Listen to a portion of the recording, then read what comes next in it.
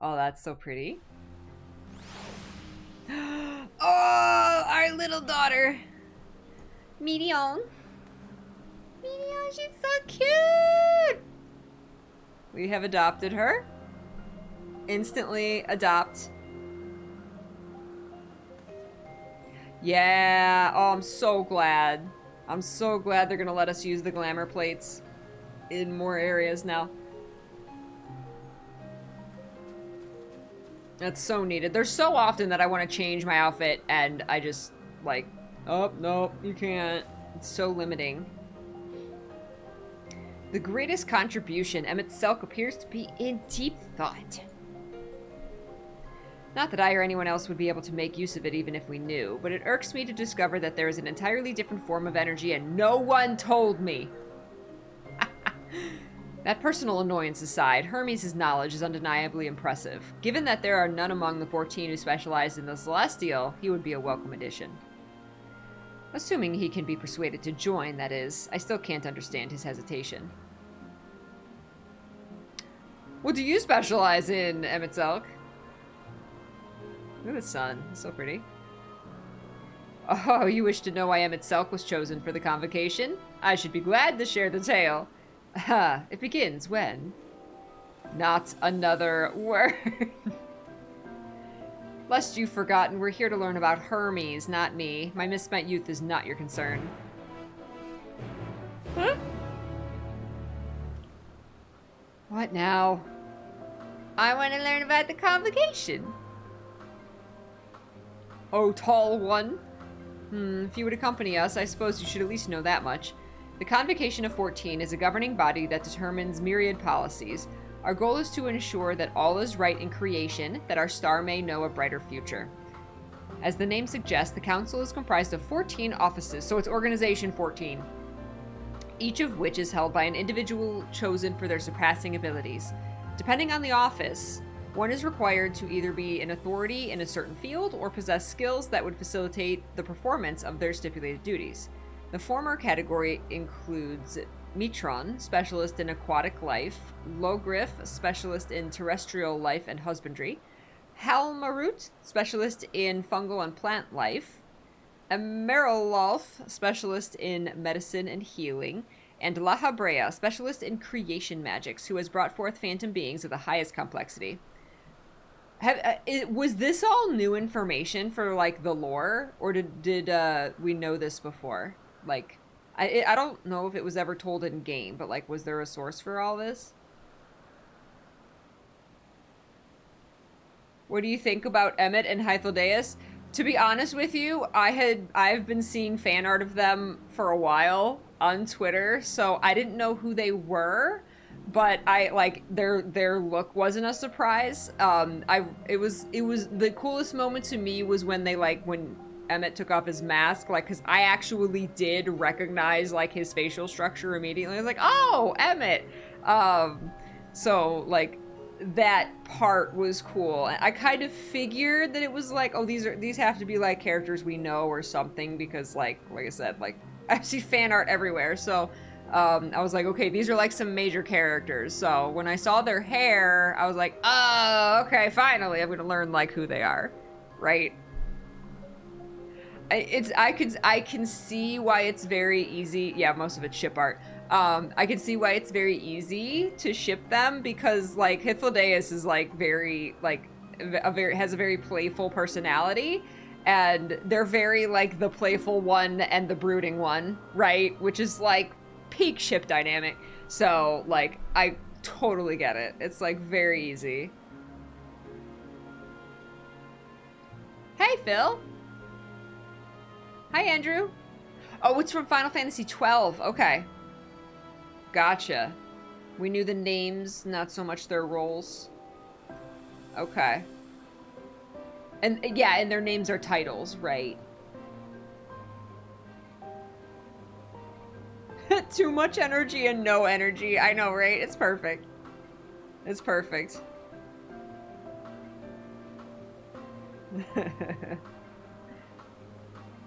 No, please. Oh, Manic. No, please do not think, like, especially in this, you know, in my spaces, because I do like to ship characters and I'm very passionate about it. It does not mean that you have to have a ship or you have to ship everything or anybody or whatever. No, of course not. I have entire series that are like just filled with shippable characters, and the fandoms are huge for that, but I just don't like exactly. It's just having fun. It's just another level of enjoying characters. That's all it is.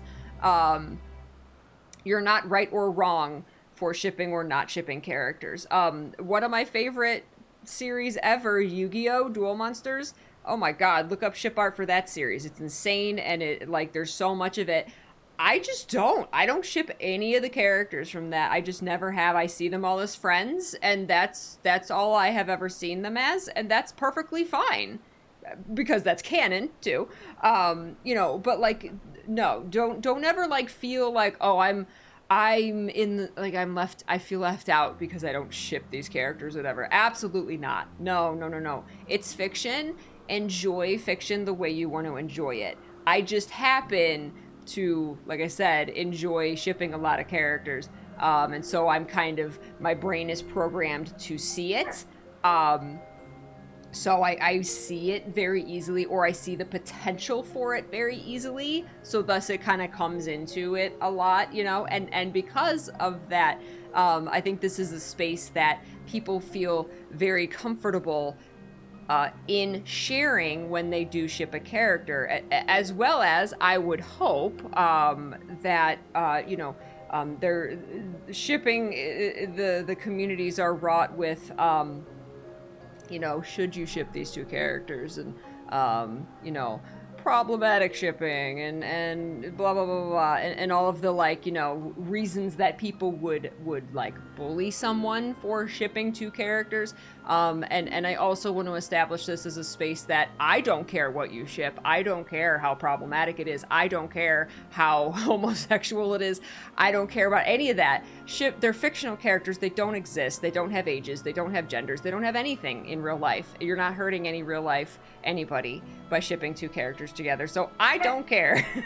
Ship whatever you want, and I want this to be a safe space for that. So share it and appreciate it and love it and let it bring you joy.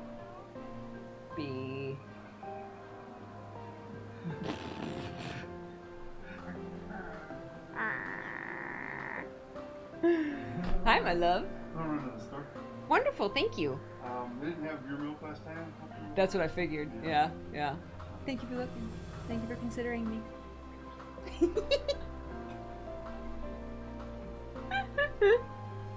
Oh my god.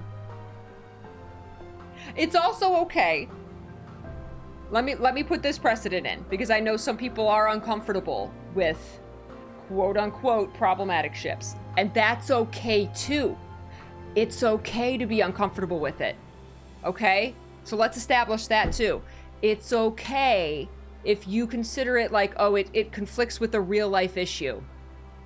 That's okay to be not okay with some ships, okay? Sora and Riku. Some people say, oh, they're both underage. They're both technically, you know, they're under 18. So I'm not okay with people shipping them or seeing them in a romantic relationship, which is totally okay. I'm not going into that whole issue. But if you're not okay with that, that's okay to not be okay with it and to not want to expose yourself to that content, okay? Let me establish that too. That's okay. And I respect you for not being okay with it. It's when you bully other people, other real life existing, breathing fans, it's when you bully them for enjoying something that isn't real. That's the problem, okay? Okay, let me establish that too. It's okay if you're not okay with it. Just don't bully people, okay? That's where the problem lies, because then you are hurting real people, okay?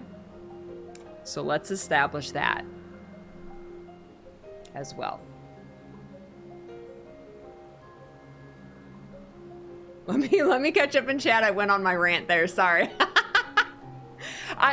This is part of me also kind of wanting to be more vocal about this stuff because I do have very strong opinions about it. I am deep into fandoms where these issues do arise constantly. So I want to start being more vocal about my view and about, like I said, what is and isn't okay, right?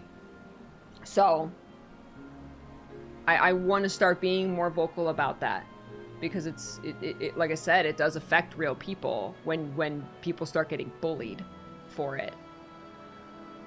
All combinations have been made in Yu-Gi-Oh! Oh yeah. My sister even shipped characters in Yu-Gi-Oh! And I just never did. I don't know, I just never did. And that's okay. Mm-hmm. Hi, Kyoka. Hmm? Hi, Ram. Oh, man.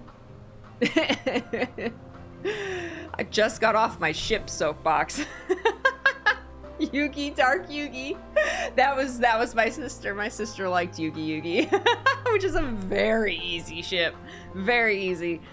I don't necessarily ship it, but I do like enjoy that one because it just makes sense and it's fun. Puzzle shipping. Puzzle shipping. Yugi squared. Oh my gosh. Hi, Prezi. Oh, jeez. That's right. That's right. It's all fictional. It's all for fun. It's like I said, it's a deeper appreciation of characters. A lot of times it just leads to like deep character studies, right? It's just a deeper appreciation of the lore. And you know what? Sometimes it's that, and sometimes you just like the look of two characters together, and that's okay too. That's the thing. That's the thing. You can, you know, as shallowly or deeply ship two characters as you want. It's all for fun. Kaiba and Yami Yugi, yes. Oh yeah. Anyway. Sorry, I'm coming down off my soapbox before we get back into, you know, hey, let's seriously, like, talk about the Organization 14. That's the problem, Sylvest. That's the problem. Then you get another one with the new glamour. Huh. Okay. Wow. Peachy went off. Sorry. Okay. As for the later category, there is Ultima, Advocate of the Arts. Igeorm, Champion of Enlightenment and Rhetoric. Pashtarot, Preserver of Discipline and Order. Emet-Selch, Keeper of the Ethereal Realm, or Underworld in the vernacular. Fandaniel, Pursuer of Extant Phenomena. And Azem, Traveler of the World and Counselor to the People. What, should I be revealing such details to you? Don't be silly. Even children know this much, and you would do well to remember it all. I wrote it down. Did you see me? Did you see me write it down? I'll tell you the tale when we're away from sensitive ears. Like, I'll tell you all about Emmett's story when he's not here to stop me. My apologies for the wait. I have inspected the Empelos to my satisfaction. All is well with the creature. I dare say it won't be long ere it is released into the world. Another creation, however, reportedly isn't faring so well. The Charybdis. That is what we shall tend to next. If you would follow me, my friends, we shall return to the main aisle and head north. Fatter Cat is always here. Ready for action. Did you write it down for me, Wildcard? Okay. I'm gonna consult the wiki later.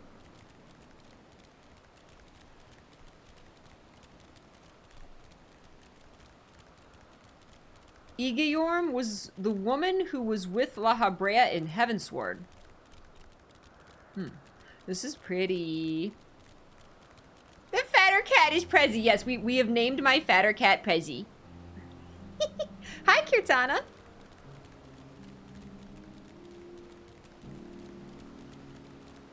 Ooh. Oh, it's troubled. It's frozen. We gotta unchill it. Oh wait, let's see what she says. Why is this one blue and shiny? Oh, it's a shiny Pokemon! You answered your own question. Why is this one blue? It's shiny. And thus shiny Pokemon were invented.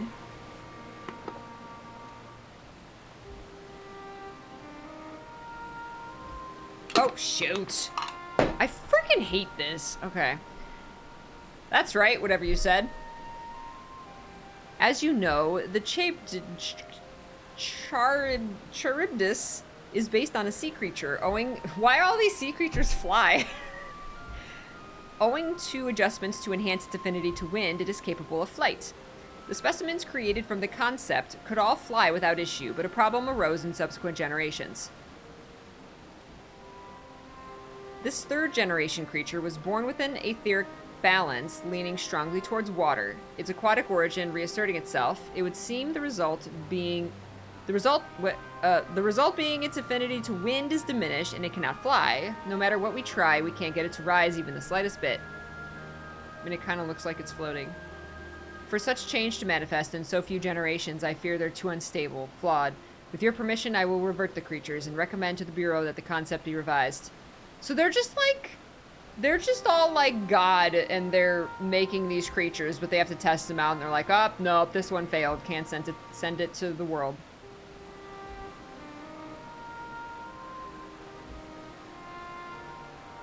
I know it's floating, so it's floating, but it can't, like, fly. With its etheric balance leaning towards water, the Charybdis would indeed struggle to manipulate wind.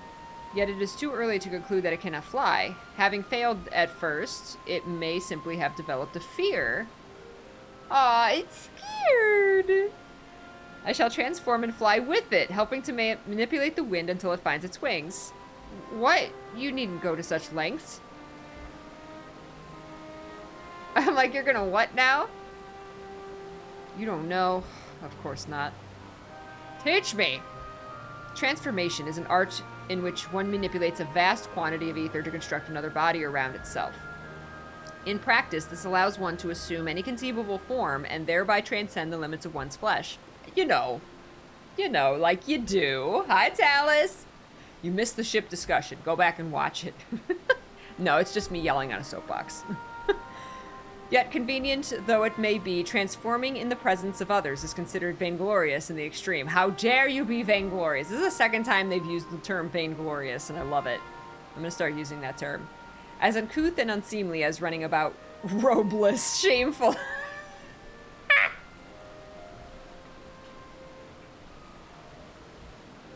It was Peachy's ship what you want TED Talk. I got heated.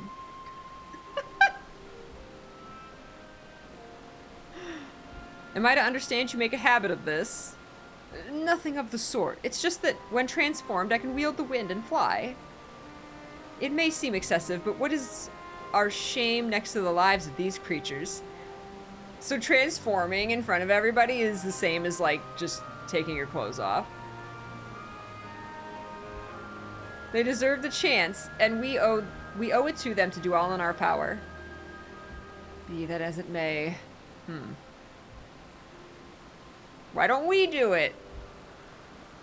Yes, I believe I have a solution. Emet-Selch, may I trouble you to move that Charybdis away from its fellows, somewhere out of sight? He's like, what?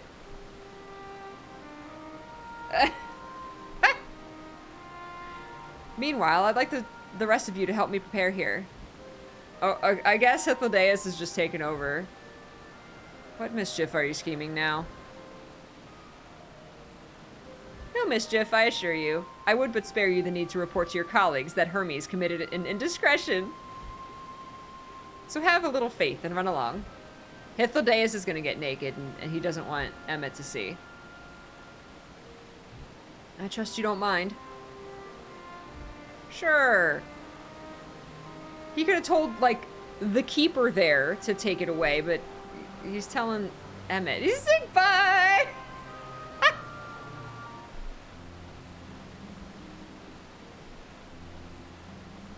What?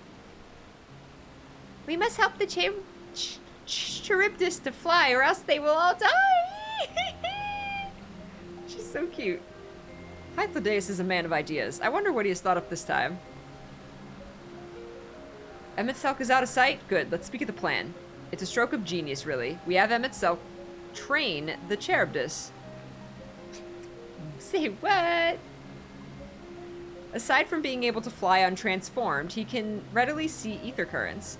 And with his adept spellcraft, he can also employ suitable wind magics to guide the creature along. While he's indeed capable of all you've described, it's not his duty. I am loath to trouble him with it. He's going to be mad. Don't be. As I mentioned, it would also be for his own sake. With that settled, let's begin at once. Oh my gosh.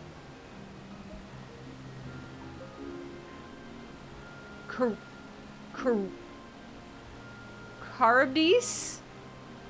Charybdis? Am I saying that right? Charybdis? I won't remember that, but I'm gonna call them Char-Chars. Luna, I want you to go to Emet-Selch. Tell him that you have a favor to ask. He will be disinclined to cooperate at first, but you mustn't be discouraged. With our friend, the trick is to be unflaggingly persistent. Off you go now, and good luck. Why is it my job? I have a favor to ask. So if you are playing this with a controller, and you have to type in a phrase like that, like, is it really annoying? Like, do you have to go, like, on the little keyboard? I have a... Yeah.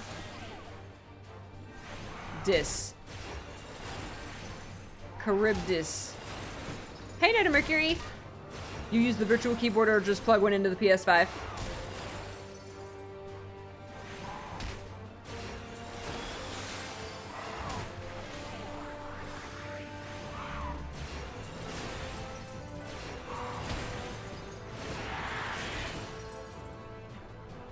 You get used to it. You don't have to do it too often, the typing thing. And sometimes it's just like a word.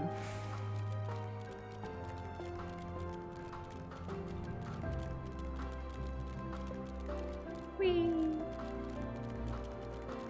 Charybdis. Charybdis.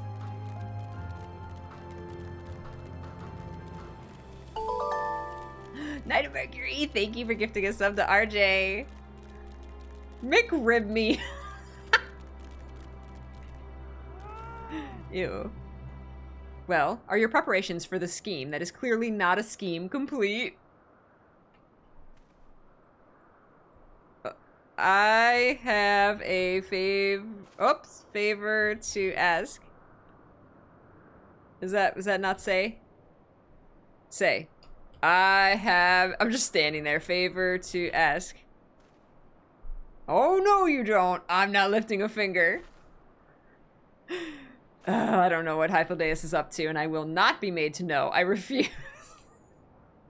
If Hythlodaeus is to be believed, relentless insistence may serve to wear down the ever-weary Emet-Selch. Please, Emet-Selch. Please, Emet-Selch.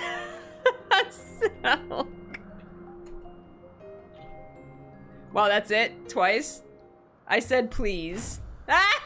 Please, Emet-Selch. No, no, no. You are not foisting this nonsense on me. Emet-Senpai, please. Too good. I'm given to understand you have the power to help the Charybdis, and should be quite willing to do so. And so I appeal to your better nature, most benevolent Emet-Selch. Oh no, Please they're gonna teach butter it to him up. fly. Or else Hermes will transform. Right now. Or else Hermes will get naked. There's no need to go quite that far. Altruism is its own reward, as I'm sure he would agree. Oh, would he now? Hythlodaeus rolls And who diplomacy. contrived to put me in this position, pray tell? He's Nothing so dubious. cranky. I merely suggested a possible course of action.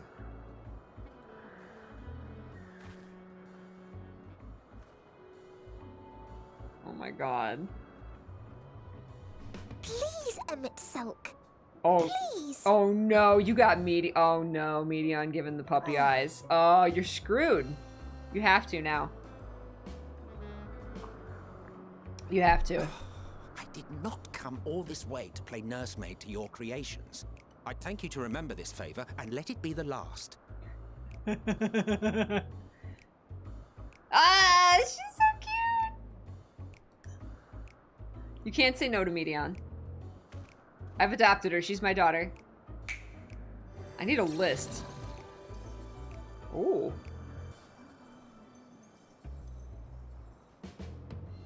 I want to make things by snapping I my will aid it fingers. once it is taken to the She air. knew It exactly falls what to she was you doing. to shepherd it skyward.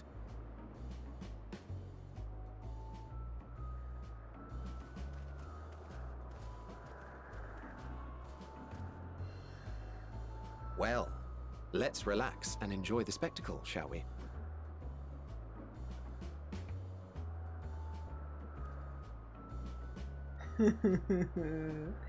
Hi, Regal Peach. Emmett bought the Shadowbringers Deluxe Edition. Yes. I thought that was some kind of special. You were mount. wondering why Emet-Selch joined the Convocation. Oh Truth yeah, be you can told, tell me now. He wasn't the first choice for the office. I was, Oh. on the strength of my ability to see ether. But I declined the offer. For though my vision is exceptional, I am pedestrian in all other aspects. Worse even, quite abysmal when it comes to manipulating ether, for example. Couldn't transform even if I had a mind to do so. Could you take your robe off though? What good is the ability to perceive a problem if one cannot act to address it? Emet-Selch has no such shortcomings. He excels in vision and manipulation both, the latter to an extraordinary degree. He If there excels is in a mage manipulation, more huh? powerful, I do not know of them. So is that why he's so cranky? Thus did I recommend him for the office in my stead. And I wasn't the only one. Far from it. Countless others vouched for his skill and character. People the world over, to whom he had previously lent a helping hand. Oh, how surprised he was. Claimed he hadn't done anything remarkable for anyone. Modest to a fault. He deserved every bit of acclaim he received. Yet he may well have gone unappreciated were it not for a mutual friend. A singular soul who can't help but involve herself in the business of others. Where she walks, excitement is certain to follow. Her antics irritate Emet-Selch to no end. But much of his grumbling stems from genuine concern. When our friend calls, he never fails to answer and lend his talents.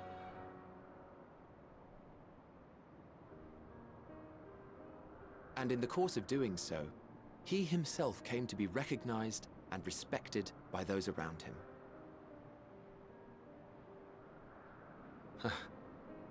They are truly remarkable individuals, and I'm proud to call them friends. To help them realize their dreams. This will be my greatest contribution to our world. Aw, that's And so when they have sweet. fulfilled their respective purposes, so too shall I have fulfilled mine. Aw, And together we may return to the star. aw, that's so sweet. Look at me, spilling my innermost secrets.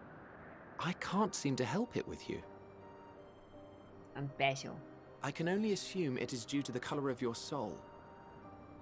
I just don't understand how you can be so alike and yet so different. Is that why that shadow, the ghost in the Well done, my pet.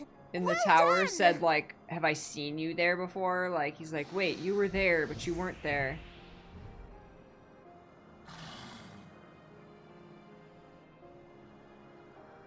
Ah yes, I dare say the Charybdis will be fine here on. He taught it to fly. Why don't you go and signal to Emet-Selch? Let him know that his arduous task is at an end.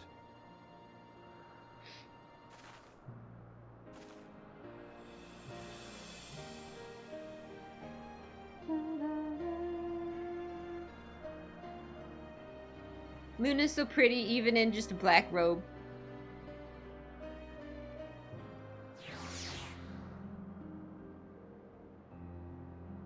That was really sweet.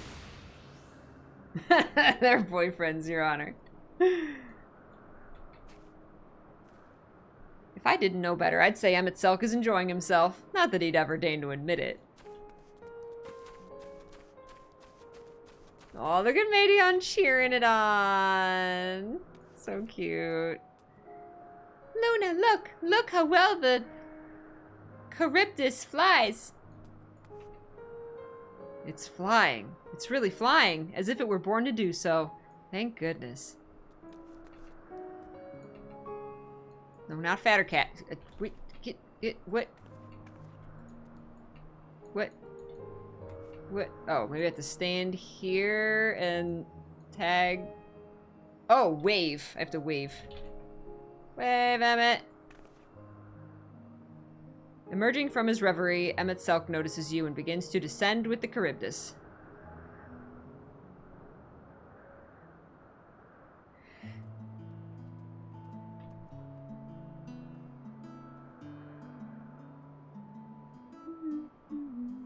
I have no words to express my gratitude. Thanks to you, the Charybdis has learned to fly.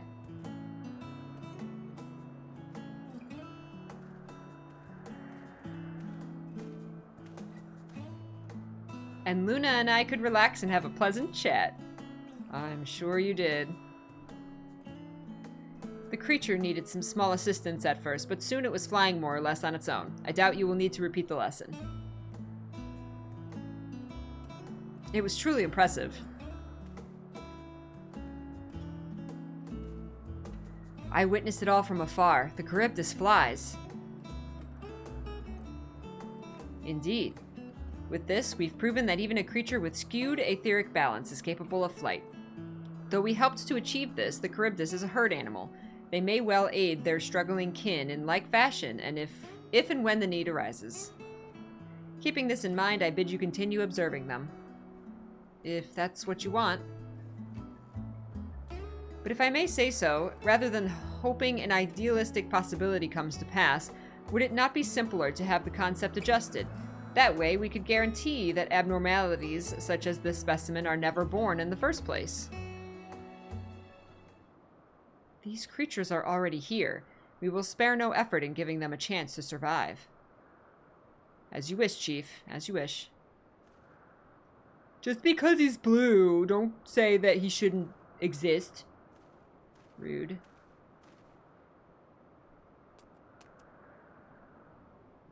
Hermes.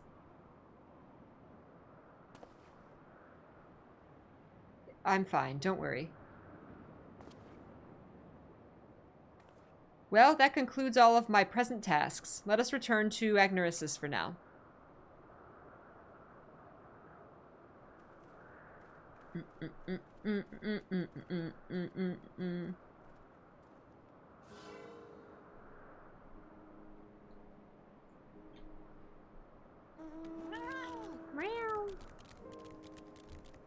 Hello.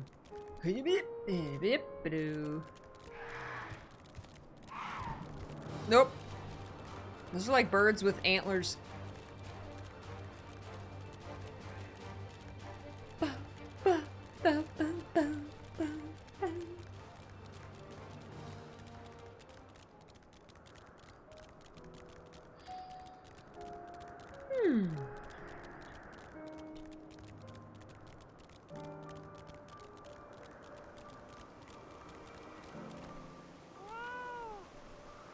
All the creations are happy. That makes me happy too. Me too. What? Want to apologize for forcing me to help, do you? Save your breath. You didn't force me to do anything. I merely chose the most expeditious way to have done what an impediment... done with an impediment to our business. Ha ha ha!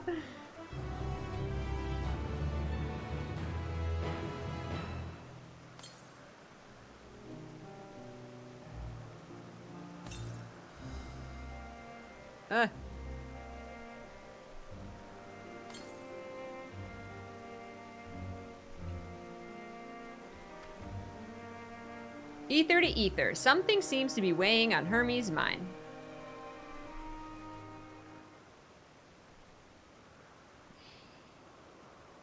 Ugh. Tell me, Luna, in the course of watching me, have you learned aught of value? Dynamis.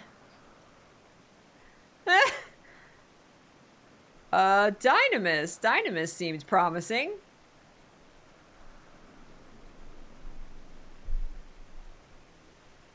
Dynamis, you say?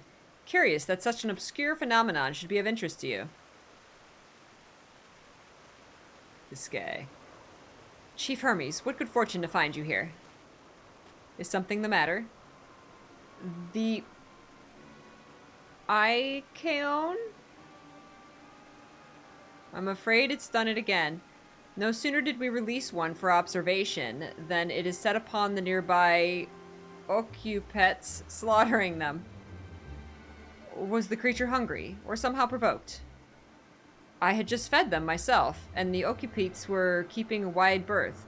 It is the nature I think this is an L. It is the nature of the Lycaon that is to blame, their innate viciousness. Temperament aside, it is an outstanding creation, perfect in form and function. Though it may not be suited for release, I have no doubt that the Bureau will accept its concept for preservation. In any case, there's no point in postponing the inevitable. Doros will revert them all once the paperwork is in order. Where is the scene of the incident? Just off the path to the 12 Wonders. As you make your way, you should see it on the left. I don't know if Doros is still there, however. Hermes, wait!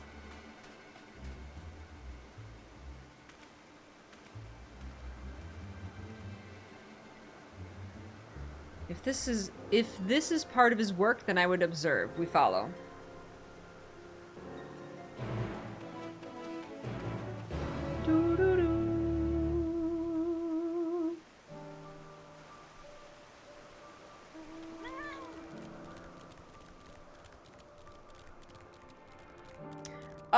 I wouldn't call them killing failed creations or deconstructing them because they're violent, the circle of life.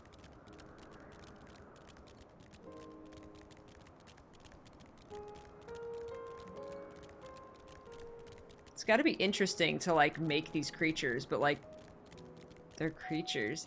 It was interesting what they were talking about, like, whether something, like, has a soul is dependent on whether it was made by, like, magic or not. That whole thing was interesting.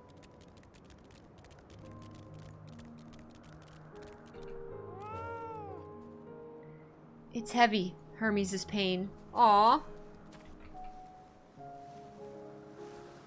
The occupant is no easy prey. With its hoofs and horns, it was designed to be formidable even on land. Yet they didn't stand a chance against the Lycaon.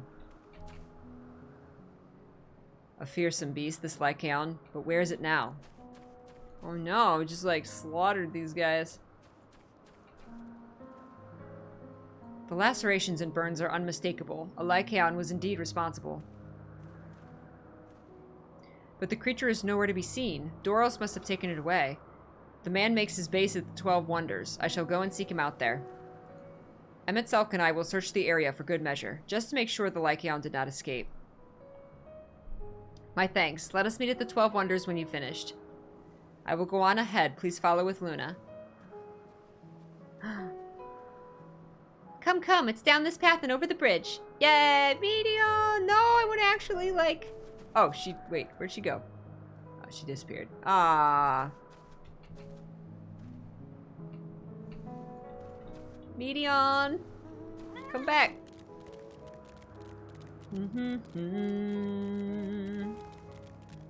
Hi, Fiery. Thank you for lurking. Thank you to all the lurker peaches.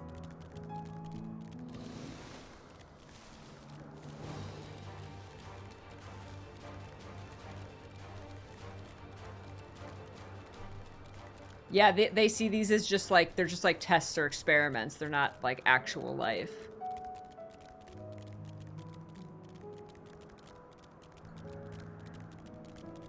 Ooh, there's Vilkrin. Hey, Vilkrin.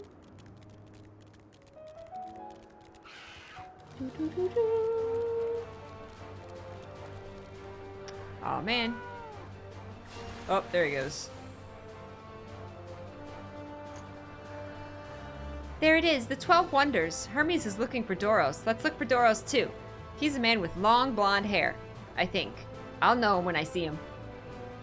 Yay! Meteon. Haha. Can I have a Meteon mini pet? There's gotta be. She's gotta be a pet. Dark-haired man. Once I get back and record today's results, I should finally be able to put that report to bed. No, not Doros. His hair is long, but the color is wrong.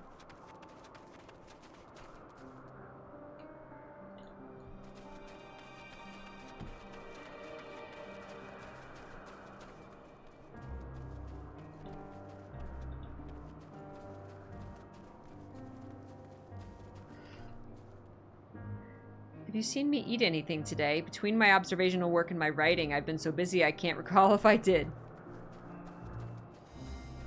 Well, if you're not hungry, don't eat. Doros! That's Doros! Well now, if it isn't Meteon, what brings you here?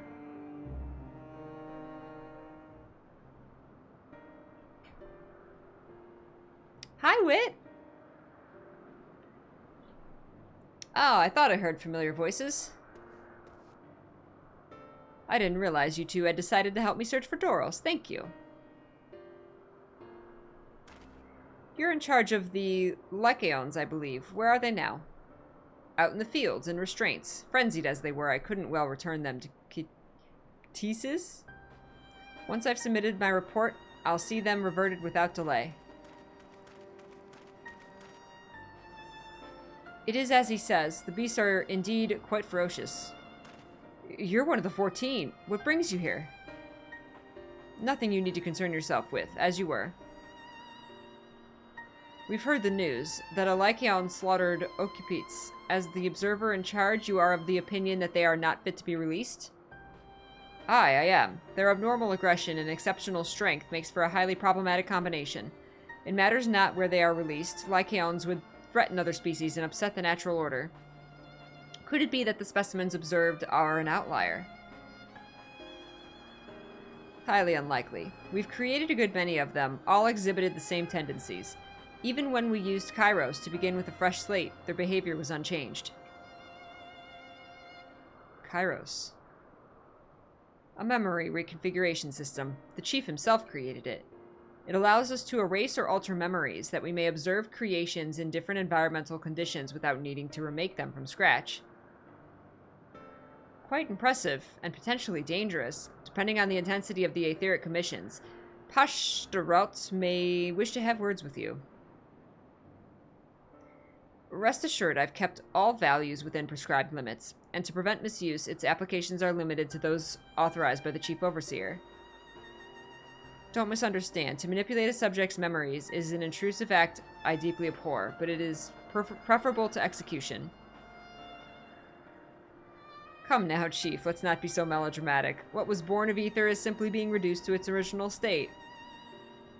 I know the distinction concerns you, but we mustn't lose sight of the bigger picture, making rational choices for the sake of a more prosperous star.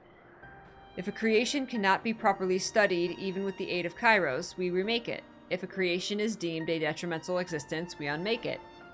'Tis all for the greater good, and none question the necessity of such routine processes. I understand these things, I do. I would never think to unleash a clear and undeniable threat into the world. Yet, insignificant though their individual lives may be next to all creation, it is all the Lycanos have. Before we seal their fates, we owe it to these beings to exhaust all options, to ensure that nothing has been overlooked. Good guy, Hermes, man. If you insist, let me provide you with a full report and we may take it from there.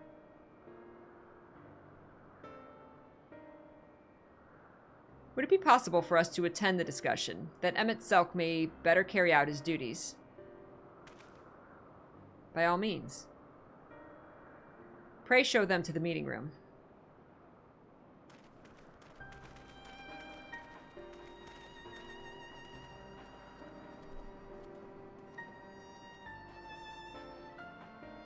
Aww. Aww. Aww. She's like, are you going to return me to Ether? We have a duty to the star, this I know, but it doesn't mean we don't also have a responsibility to the lives we bring into existence. To man, other beings are just things, to be used and controlled, like magic. That's what Hermes told me once. Aww. Aww.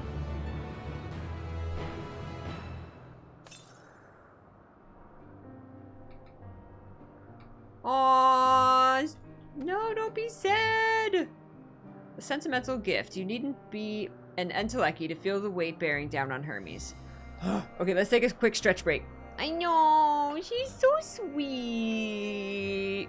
This is gotta be so hard, because, like, she was something that Hermes just, like, snapped into existence. And to see them, like, just doing that all day, every day, that's gotta be hard. And they're like, oh, it doesn't work, you just unmake it. It ain't nothing, right? Enjoy your food, Sylvester. Oh my gosh. Yeah, so I am going to take a stretch break. I encourage you guys to do the same. Get up and stretch, grab a drink, grab a snack, get some water, rest your eyes from the monitor, please, from whatever screen you're viewing this on, please, to give your eyes a short rest, and I will see you soon. I'll be back in a few.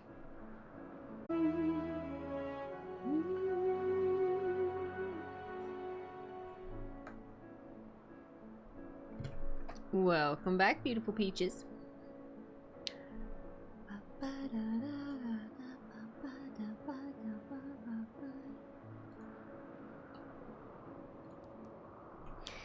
Welcome back, Arya. I hope you guys are having a great day today. Thank you for spending some of it with me. I appreciate you. Whew. Okay. Oh, I forgot to get more water. I have enough. Rhubarb dance. Oh my gosh, that would be hilarious. She would do like a, what do you call it? Like a square dance. She'd dance to like Cotton Eye Joe. Welcome back, Fiery. Alright, a sentimental gift. You needn't be an Enteleki to feel the weight bearing down on Hermes. I fear this discussion may take a while, during which time... Oh, Meteon said. Meteon, are you feeling unwell? It's not me, Hermes. It's you. It's not me, it's you. Wait. I won't go to the meeting. I'll stay with Luna. Alien! Alien Traveler. Thank you for the 100 bits. I appreciate it. Thank you so much. Loath though I am to impose, may I leave Meteon in your care again? Of course you can leave my daughter with me! I'm in your debt, if you'll excuse me. How about don't be a crazy in the future? Can you help me with something, Luna? The meeting will make Hermes sad. I want to cheer him up with a flower! Hermes likes flowers the most, of all the creations in Elpis. Most creations are expected to be interesting, or beautiful, or strong, better in some way. But flowers are different. They're designed to suit our emotions, what we feel and want to convey. Hermes likes that. I can't make flowers, so I'll search for one, and I want you to search with me. Let's start here at the 12 Wonders. Aww, we're going flower picking! With Meteon. Did I attune to this? Can I attune to this? Cannot see. It's right there. I did not attune. Wow.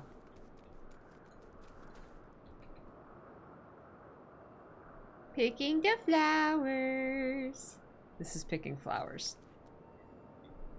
Vibrant purple flowers, bigger than your hands, adorn the tree. Oh, so big and bright, I love them. But they might be too bright. You have to think of the recipient. That's what Hermes said. Slender tree. Oh, we gotta climb all the way up there?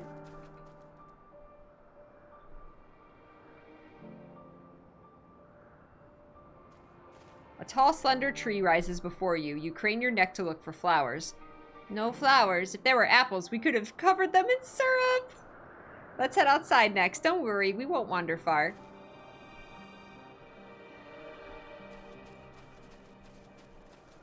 Ooh, Pegasus.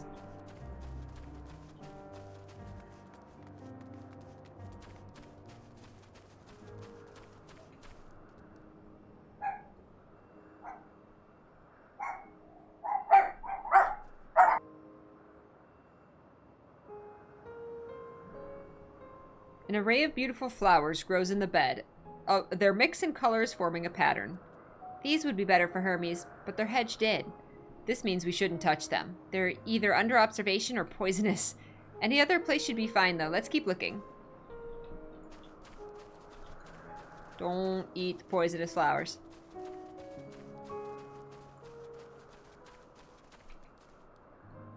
What? Set on a tall, thin stalk, the oddly shaped flower is mesmerizing in its undulations. Ooh, a conion, a flower that can move. When Hermes wasn't looking, it shot seeds at him. Not a good gift, maybe. But you're good, Luna, at spotting flowers. We'll find something soon. Is there... Hold up.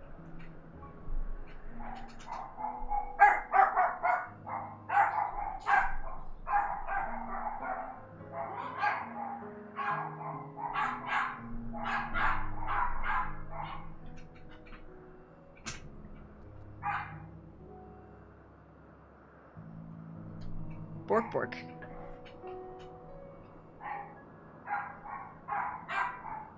Puppies. Hold up.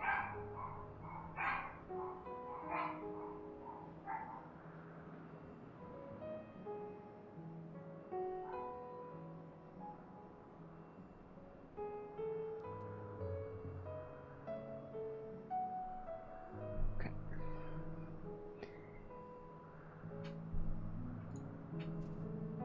Boo, boo, boo.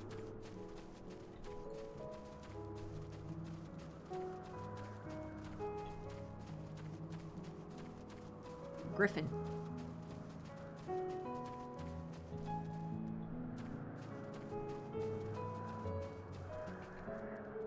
We're at the flower-picking crossroads. You spy nothing promising nearby. At best, common-looking grasses with some few tiny flowers. Nothing around here. Ah, over there, Luna. Something big, huge. How about the glowing flowers?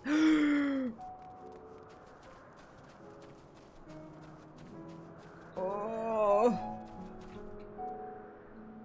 Oh, no. A terrible stench reminiscent of sodden old boots pervades the air.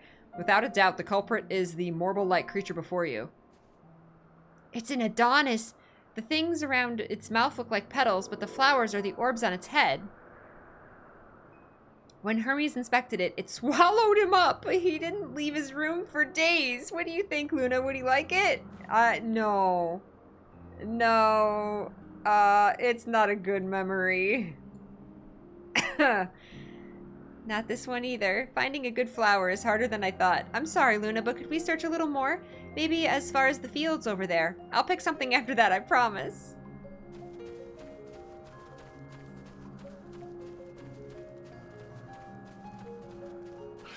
No. I'll save you, Meteon.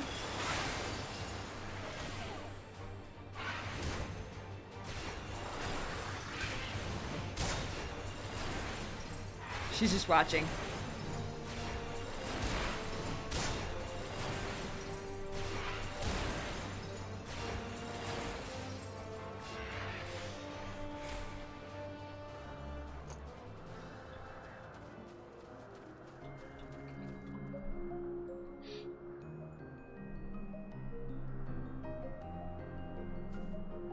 Lush green fields stretch out before you, ending where the sky begins.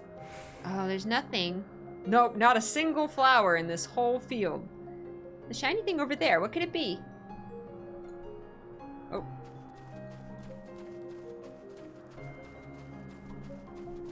Elpis flower. Take all of them.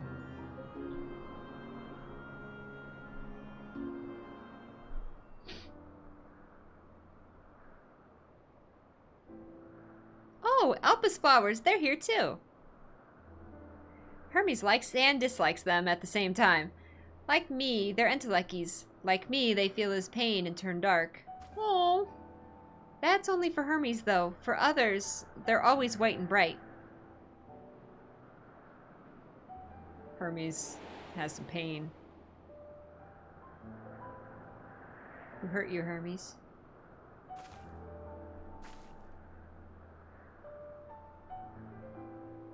Truly, the flower was dark in your home. Then, do you have it too? A dark emotion?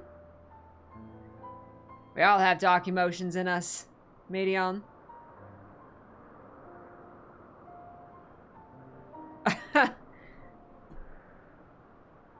All of the above? I have a few.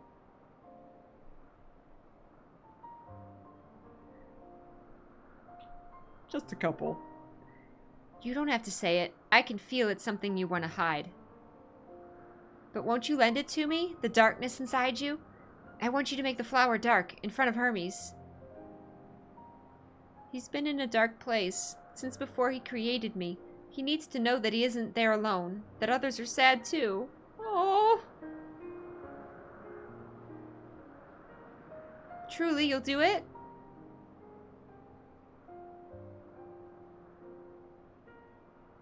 Thank you, Luna. Thank you. It means more to me than I can say. I can't wait to show how Hermes see how Hermes reacts. Let's get back and fetch him. Wait, you gotta take the flower.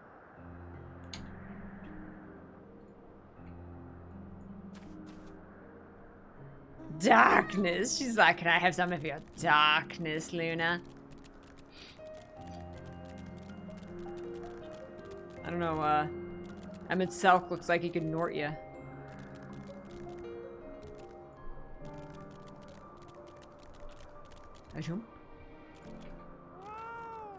It seems they're still talking. Let's wait until they finished.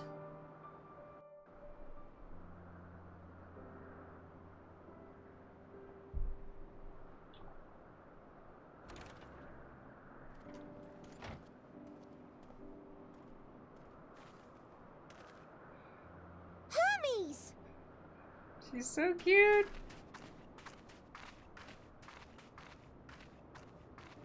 Oh, you were waiting for me. You've finished talking? Yes, we've come to a decision.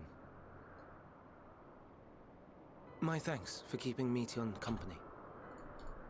Emet-Selch and Hythlodaeus have already retired to their rooms. There is room for you too, if you would follow me. Oh, thanks. Wait! I want to show you something first.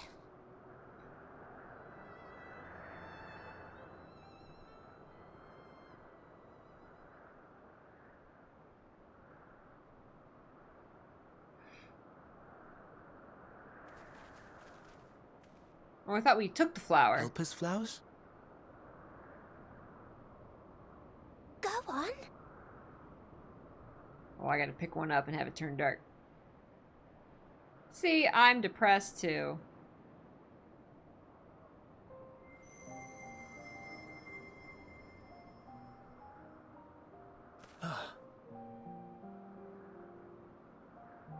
You're not the only one, Hermes. Others feel sad too. You're not alone. This is so precious.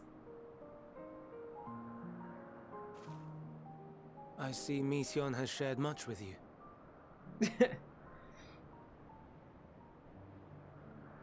He just uncreates her. I'm not sad. Walks away.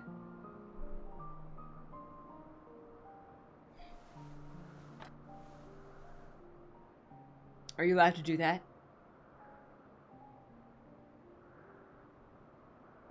May we talk a moment? Look very evil.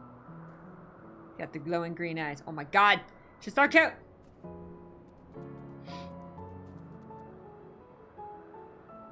She's a hedgehog! Oh, there it goes! Oh my god, it's too cute. I do not think it wrong that we live for the star. that we strive to make it a better place. And yet, in carrying out my duties here, there are times when I am plagued by doubt. Do you recall what Hythlodaeus said when we first spoke of my nomination? Death is the privilege of those who have fulfilled their purpose, a choice they embrace of their own free will, and when they depart, it is always beautiful. Perhaps it is, but only for man. Creations that he deems useless are discarded with nary a second thought. Some scarcely born into the world, afforded a handful of breaths before life and potential are abruptly extinguished. We make an effort to spare them the pain, but they sense what awaits. Rage and anguish and cower and fear, and it is not beautiful. Yet no one cares. No one. So fixated are we upon the duty that we do not pause to question the method. Pain and suffering, confusion and despair, writ plain in the eyes of those poor creatures. Yet no one sees. We turn a blind eye and carry on in blissful ignorance. Not amiss. And always, always the blossoms shine pure and white. A contradiction so blatant I could scream, want to scream. How can you all accept this aberration? Then I wonder, am I the aberration for thinking thus? And I am filled with dread. But now I know I'm not alone. Not the only one for whom the flowers weep. I won't ask what you thought as you kneeled beside the Elpis, or if you only did it at Meteon's insistence. Nevertheless, I thank you. To know that you too have experienced suffering is a comfort. Aww. Aww.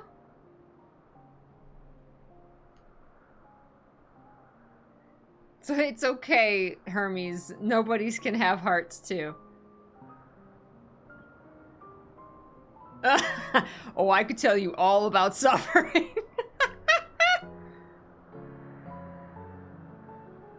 Lest you misunderstand, I derive no pleasure from your pain.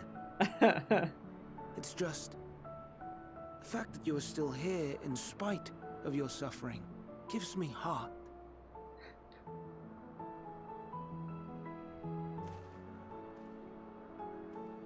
The stars in the heavens. Know you what they are? Stars. Big balls of Though it gas. is too far to tell. Each glittering light could be a world not unlike Aetheris. A world filled with life. I mean, not if it's shining. So many stars, so many lives. For us, there may be no higher purpose than to live for our world. But what of the other living beings out there? Does he know what a star is? That you can't live on a star? What is it that gives their lives meaning? That drives them day after day after day? Video games. To pose that question to our undiscovered cousins, I created beings of dynamis, who can traverse the vast emptiness between the stars. Meteon and her sisters. What? Meteon can just fly through space? Aye, sisters. She has a great many of them.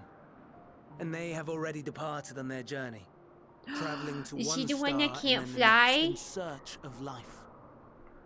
As one might expect, exploration on such a grand scale is rife with difficulties, and thus far I've naught to show for it. He's like, yeah, they probably all died. But I have faith that we will make some manner of discovery ere long. And when we do, I should be glad to share our findings with you, in gratitude for your kindness.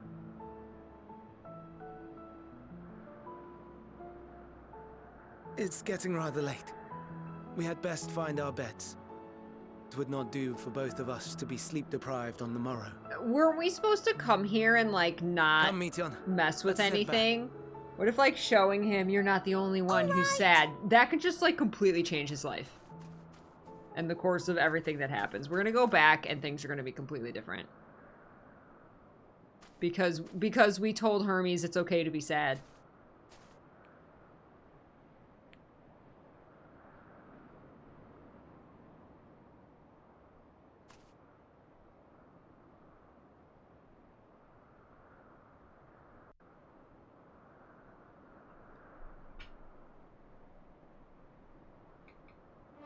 No, I think they said, like... I think he said, like, yeah, you won't be able to change fate. But he also said, like, touch nothing but the lamp. The prodigal familiar returns, and after causing all manner of trouble while we were in our meeting, I'm sure. That's me, the troublemaker. Were you able to get some rest? Please do not hesitate to let us know if you're feeling tired. I worry we might exhaust your scarce reserves of ether. I'm glad Hermes saw the flowers. Thank you, Luna.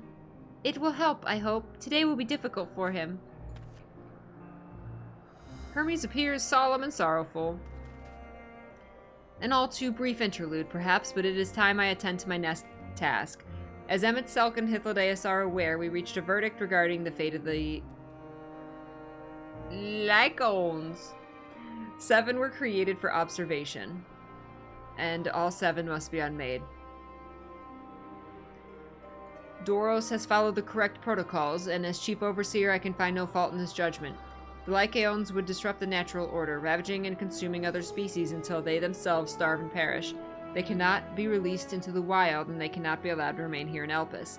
I intend to petition the Bureau of the Architect to have the concept preserved as a restricted purpose hazardous life form. Hythlodaeus has pledged to support me in this endeavor. Yet whatever the Bureau decides, the existing Lycaons have served their purpose. Doros has already isolated the creatures and is preparing to carry out the necessary measures. I will join him forthwith. It is my duty to witness the conclusion to this study. If you are resolved, then we have but to accompany you. Of course, let us be off then. We return to the main aisle.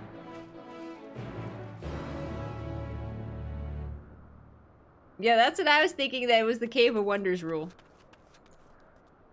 Don't touch anything.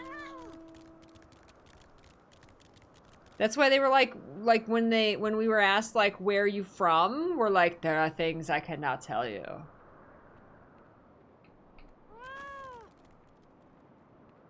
Right, Manic, yeah. Oh, wait. That's something else. Sorry. Can't help you with your little flying bat cat. Ba-ba.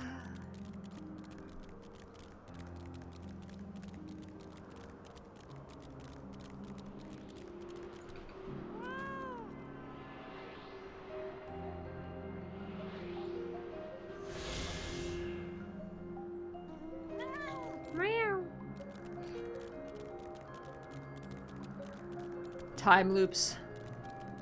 How do they work?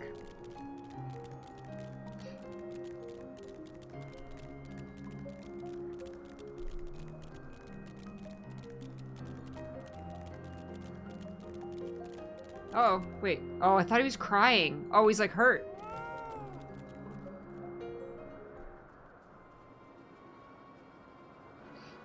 Oh no. Doros, are you hurt? What happened here? They caught me off guard. I had them bound with ethereal shackles, but they became frenzied, even more so than usual, and broke free. I was able to stop 4. The other 3 escaped. Wow, those things are vicious. Why did you even make something like that? It's like a hell dog. I see them. 2 have taken to the air above the 12 Wonders.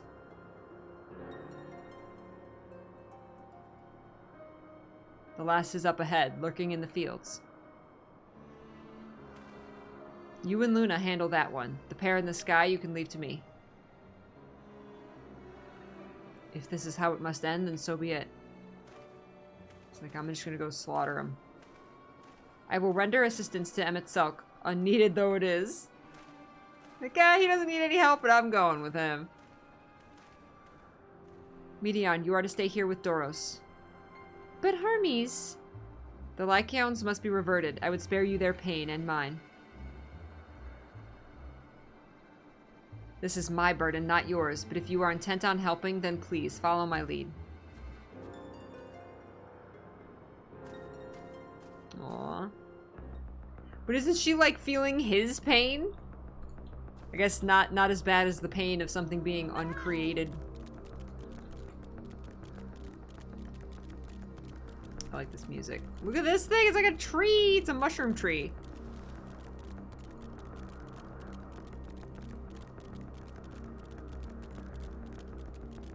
What's the matter, Hermes? Oh, he's like gonna sneak up on it. I see. I appreciate your help and lament that it is necessary. There it is, our quarry. Within striking distance at present, but if it feels threatened, it may well flee beyond our reach. Here's my plan. You will approach slowly in full view and draw the Lycaon's attention. I warn you, its abilities are as fiery as its temperament. Once it spots you, it will unleash orbs of flame.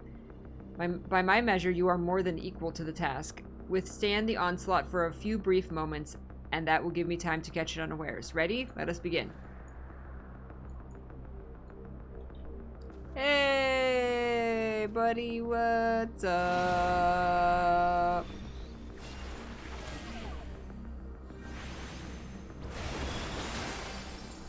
Fire ether.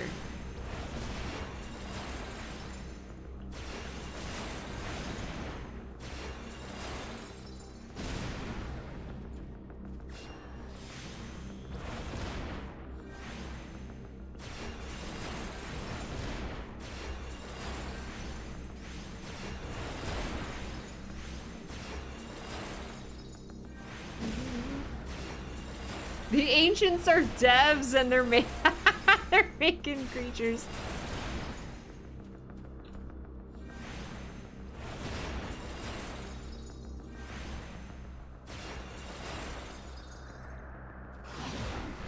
Ah, jeez.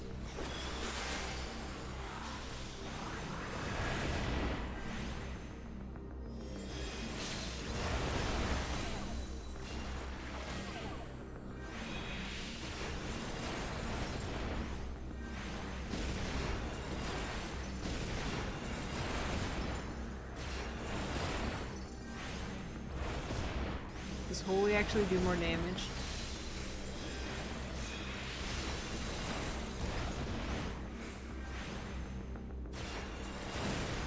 No, not individually.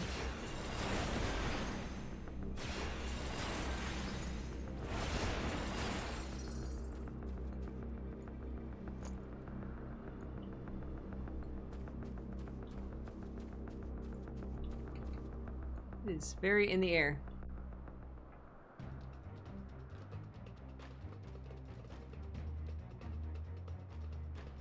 Now.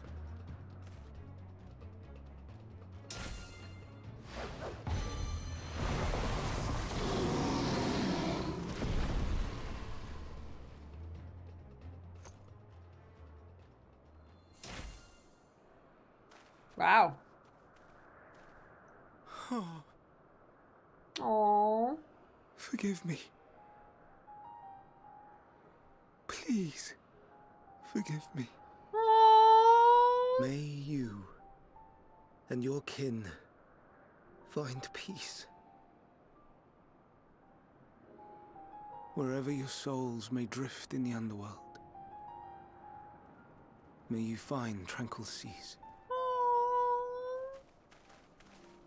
They're like, oh, we just flat up slaughtered the other ones.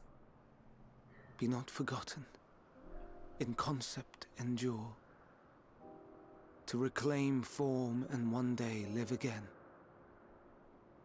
Serve not the star, or any purpose save your own.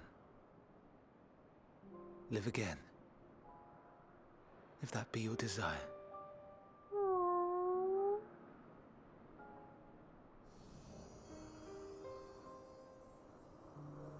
Hate if that be your want. We are worthy. But leave your suffering behind. It's mad because you didn't give Lay it any down eyes. your burdens, be born anew. Fly high. Fly free.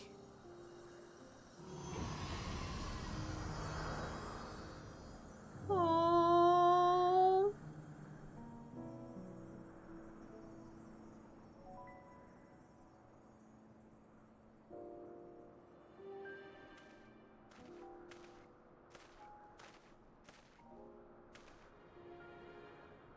Join the Convocation, Hermes.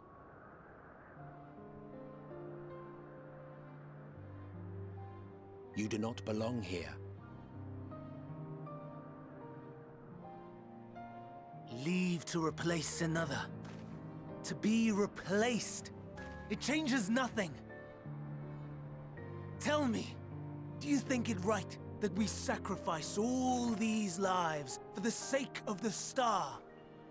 And when the star has reached perfection, what then? If all who are satisfied choose to die, shall we all die in satisfaction?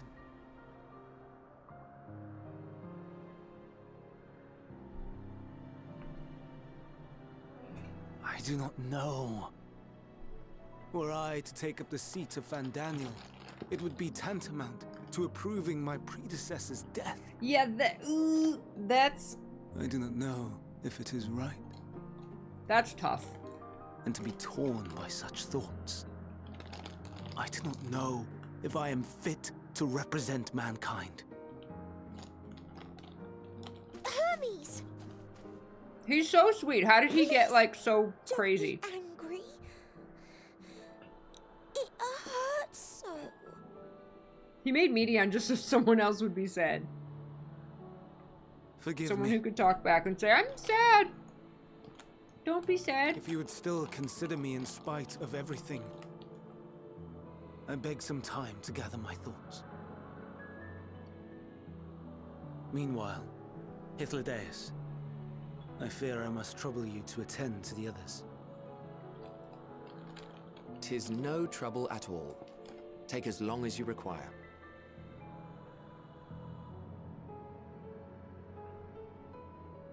And you, my friend, I pray you find that which you seek. Thank you. Take one of those flowers with you. That's not real. None of this is real. I expect we have some few matters to discuss. Shall we return to the 12 Wonders for a time? Aye. What are the 12 Wonders?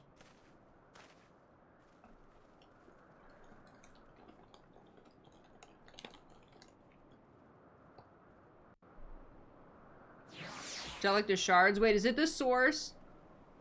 And 13 shards, so then there's like 14 like realities? Or are there 12, and so there's 13 realities?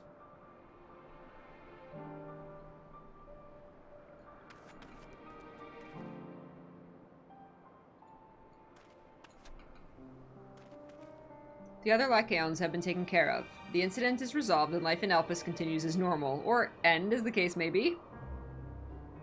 Rationally speaking, I understand Hermes' argument. No matter how well deserved the rest, there is a pang of sadness when a colleague leaves us. Yet never has a departure caused me such grief as Hermes appears to feel. What must it be like to experience such torment? Ooh, did I just cut off the music? Wait, wait, why did the music get cut off? Because I leveled up? Level 87. What did I get? Anything?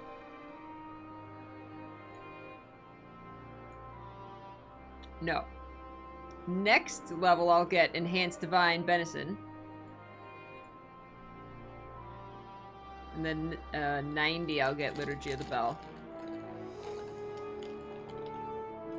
Ding! Level 87.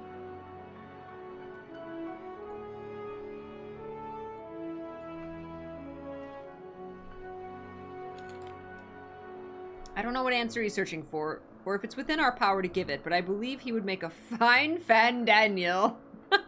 And that if he rejects us out of hand, we will all be lesser for it.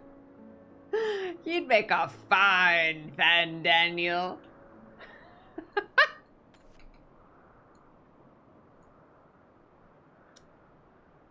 13 shards plus the source. Okay. So it's like the 14. It's like the 14 of them. And the 13, or the 14, like, realities. Travelers at the crossroads. Hythlodaeus wishes to discuss plans for the remainder of your visit. Where to now? If there's anywhere you would like to visit before we leave, I should be glad to show you the way. Hermes has not yet outright refused his position with the Convocation, merely postponed the decision. As such, I may well resume my assessment. If we cannot accompany him, then I will content myself with questioning his colleagues. Even ever the pragmatist, then allow me to remain your humble guide. And what of you, Luna? Will you continue along with us? Yes. Wonderful. Our fellowship travels on unbroken. I say we explore another part of Elpis and see what new encounters are to be had. If you would follow me, we will first head back towards Anagnorisis. So, like, what is time doing outside of here? Like, I'm in, like, the datascape right now. So, like, what, like, back home, is time 1-1? Should I be, like, hurrying, or is time paused? Is this all happening instantly? Because we're, like, in a memory. We're gonna get back, and, like, the whole world's gonna be apocalypse.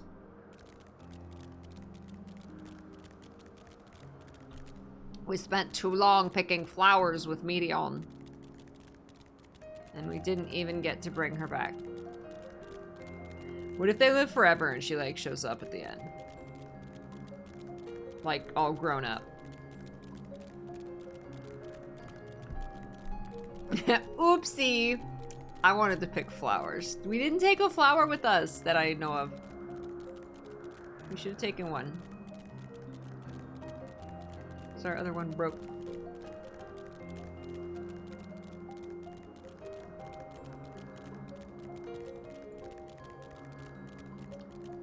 Better cat. Better cat. Better cat. Hey, thank you. Silvertrans, thank you so much for the 100 biddies. I appreciate you. Thank you. Hope you're having a good day. Biscuit, biscuit, biscuit, biscuit, biscuit. Biscuit says thank you. Enthusiastic thank you. Didn't we part ways with Hermes not far from here? Given the size of Elpis, I expect our paths will cross again before long. From here, we follow the path northwards to Notonius. There we will find one of the Neos, which facilitate travel between the islands of Elpis. First-time travelers must be accompanied by someone with the requisite permission, which I have previously been granted. We only need to use the device together once, and henceforth you will have to use it freely. Shall we? Sorry I read stuff so fast, but, like, there's so much text.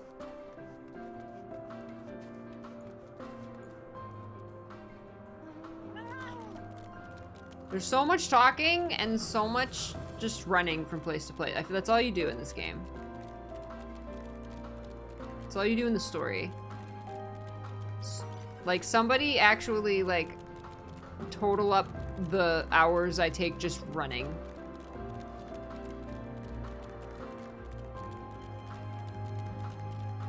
Good thing Fatter Cat's doing all the work.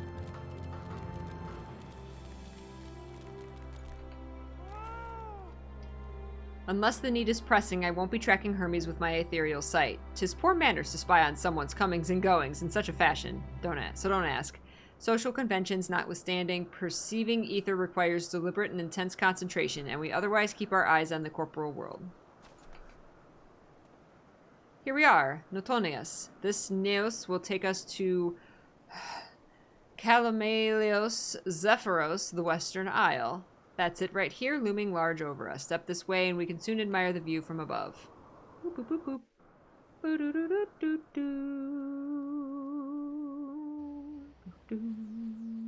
Yeah, doing the side quests and stuff, so you have a lot of stuff to do, like, along the way, helps. It's also because I'm not doing those, and I'm reading out loud, so the paragraphs of text to you seem a lot more, right? Calamelios Zephyros. Here you will find a number of testing facilities. as well as the observation hub of Poiton Oikos. Right then. Let's begin by...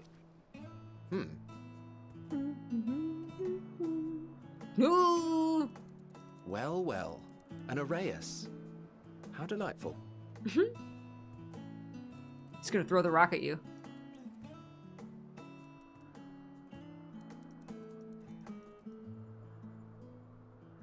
And what, pray tell, is that? Hi. Whoa, Shark Man. That's a new species of shark. Grandpa We Shark, approved the do concept a few do days do ago. do do do. Grandpa Shark, do do. Sharks are among the most popular sea creatures. Rare is the day when someone does not submit a new concept. This is a new concept First, of they a were shark. largely orthodox. Consideration given to such things as size and environmental impact. And then a whimsical someone thought to bestow it with flight. Another, superior intelligence. And then the floodgates burst. Concepts with multiple heads, or arms and legs, and so on and so forth. It was getting absurd. A part of me wanted to tell them to go away and find something else to create, but This is armored yeah, shark. I couldn't deny their passion. And here we are. Oh my god.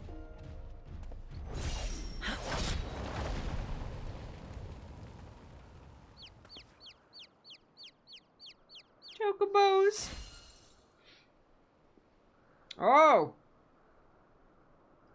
That was too close. we saw her earlier, Are right? you unharmed? Well now, if it isn't a pair of familiar Hi. faces. Isn't that Heidelin? Venat, that we should meet you here. Venat.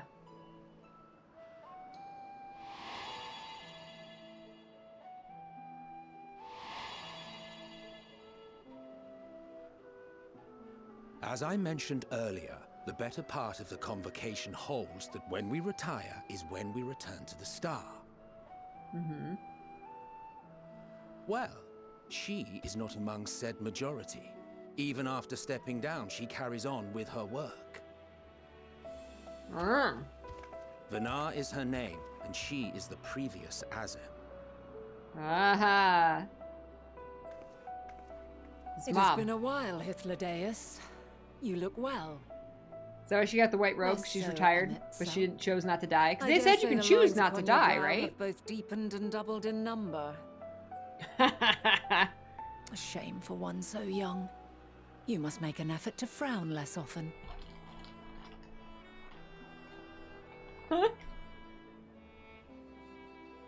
Easier said than done, thanks to your unruly successor. How is she, if I may ask? Incorrigible as ever. Rushed headlong into a volcano on the brink of eruption just the other day. I should be glad to share the tale in its entirety later. Shouldn't she have a different if you're so mask? inclined. I guess that's what the robe is You for. know I am. Now then, you are?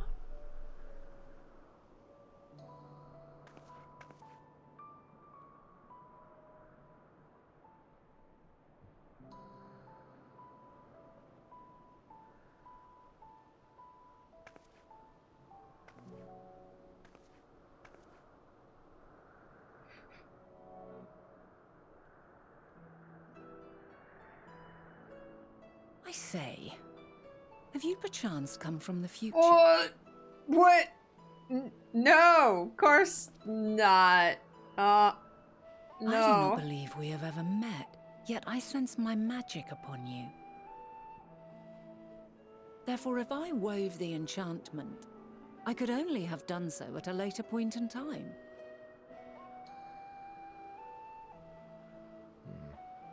What manner of magic is this, if I may ask? A traveler's ward, of course. It prevents the corruption of one's ether. Abort mission, abort! Oh man, I failed. I failed. That was the short story with the volcano. Do we get to see the volcano? So like a side quest?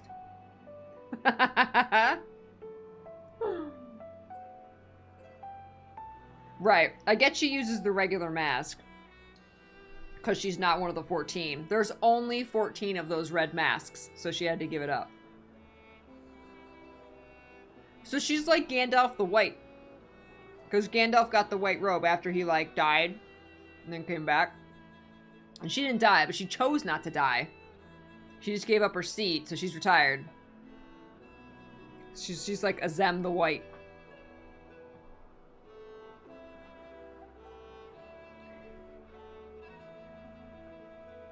I think, yeah, Saruman had a white robe, but hadn't he already, like, ascended or something? I don't know. I don't know Lord of the Rings lore.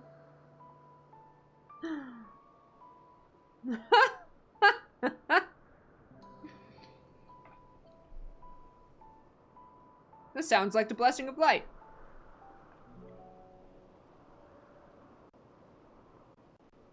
Man, she made an entrance, though. I see you are not ignorant to its presence. And while there are many protective spells, the one you bear is unmistakably mine. Hold on. From the future? That's absurd.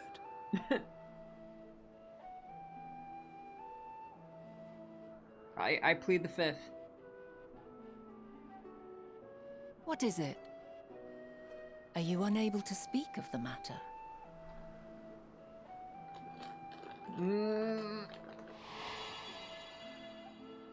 The reality to which you must return exists as a result of the final days.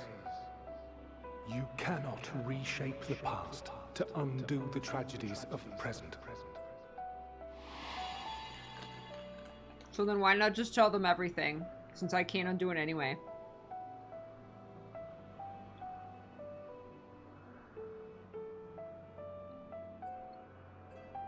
So, your actions here will not change your history, but they may yet affect the course of ours.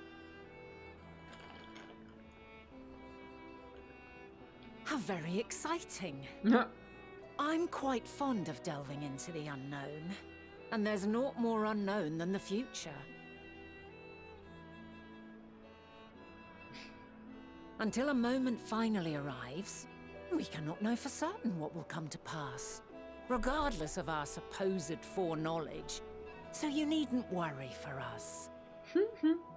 More importantly, that you should go to such great lengths as to travel unto the past bespeaks the gravity of your quest. Indeed. Will you not reveal She it to knows! us? Mayhap we can be of aid to your cause.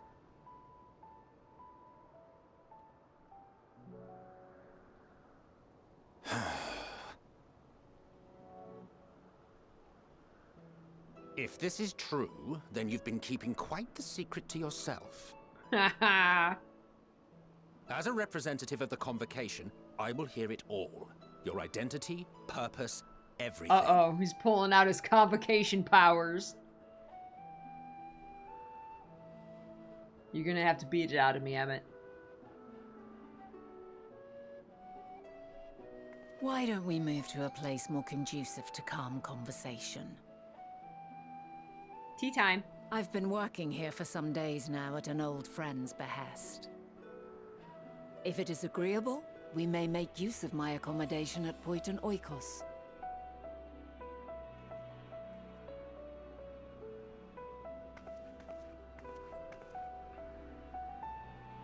We were meant to meet. I am certain of it. Luna's so sad. She's like, I effed up, man. Else I wouldn't have marked you so clearly and sent you unto myself in the past.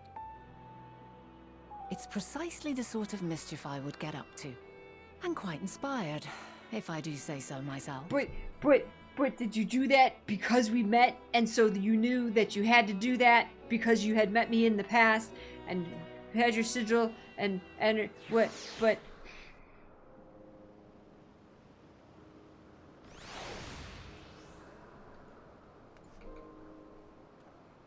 Was there a first time? Was there a first time? And there I thought you were a harmless stray familiar. As far as I'm concerned, this nebulous talk of future, this, and changing history, that can wait. First, I mean to find out exactly who you are and what you hope to achieve here. The future. Our future. I am deathly curious to hear more. My apologies, but before we move along, a colleague has tasked me with a matter which I'd rather not leave unresolved. It involves finding a certain concept engraved crystal, and the quick-fingered Aureus which made off with it. An Aureus, you say? I think we might have seen the culprit before being distracted by that business with the shark. Would you like us to follow its ethereal trail? That would, of course, lead us only to the Aureus. There's no guarantee it hasn't dropped or stashed away the crystal you seek. Please, even that. Yeah, please, great. Go do the side quest. That's great.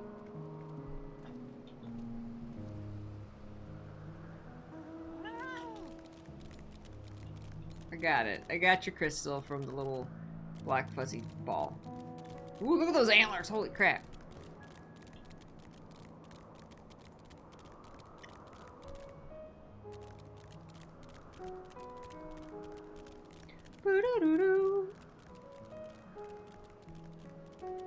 Are we allowed to talk about time travel? Will you mess up the time travel if you speak of time travel? The first rule about time travel is we don't talk about time travel.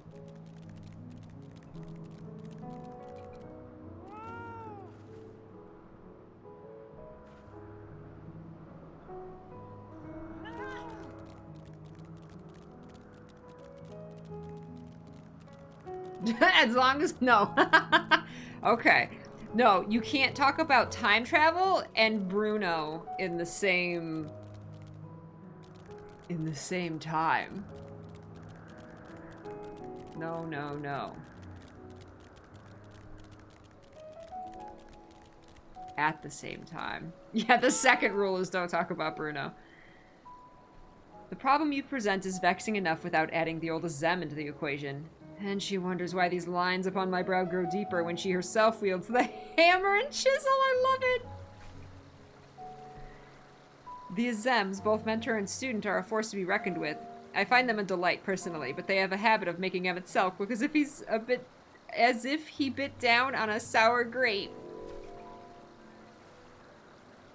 Our last searcher returns. I'm afraid the Aureus no longer had the crystal, nor was I able to find it as I followed in its wake. I don't suppose you fared any better. Yeah, I got the crystal.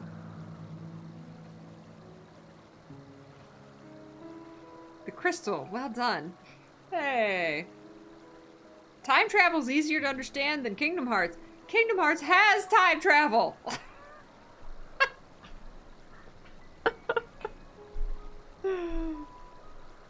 Wonderful. Now I can focus on your tale without that missing concept nagging at my mind. Have you always had a knack for finding things?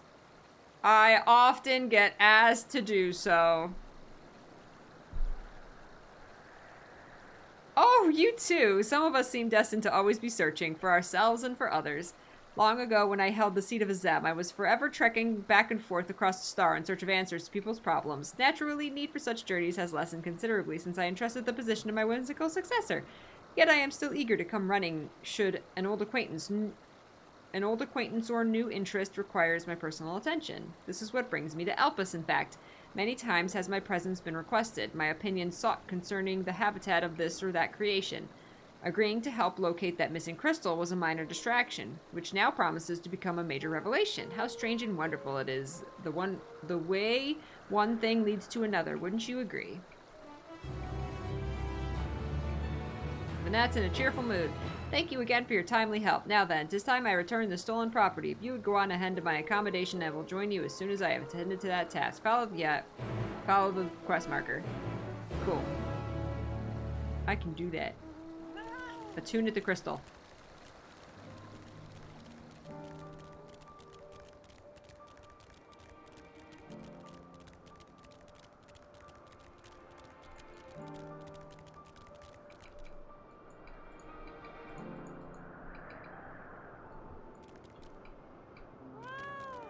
Oh, I didn't realize I could be that far away.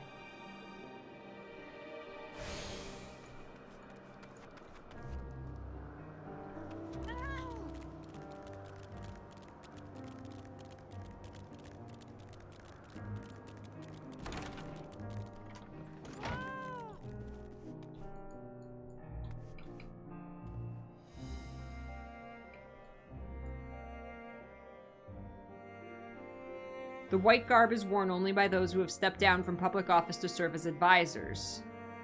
Whatever you have to say, she will listen without judgment.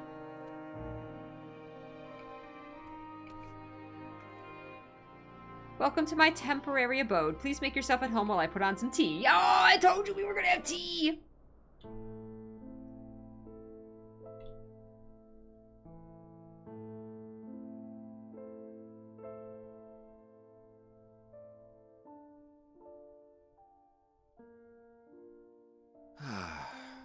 A wonderful aroma. I feel more relaxed already. Would that I had sweetmeats to offer, but I travel light out of habit. Sweetmeats! What's a sweetmeat? There's plenty of hot water though, so please have as much tea as you like. Oh, good. Now then, will you tell us your tale? Oh man, it's a long one.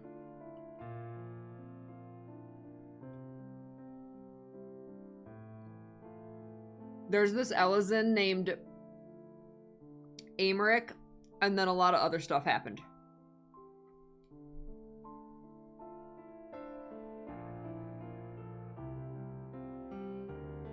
Wow.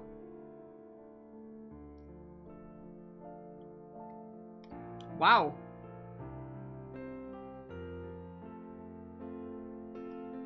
All of these.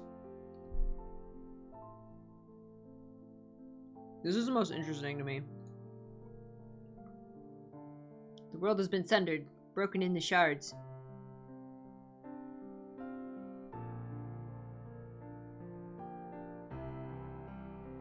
Why don't you start from the beginning?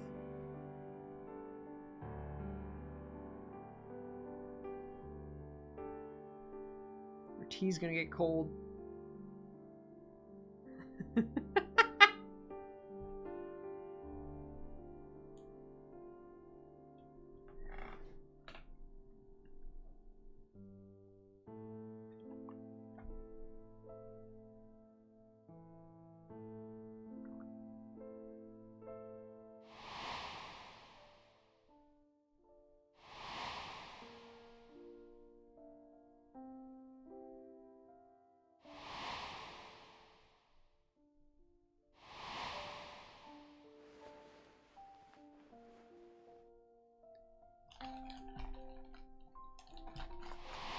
Emmett, you are thirsted for on the internet the world over.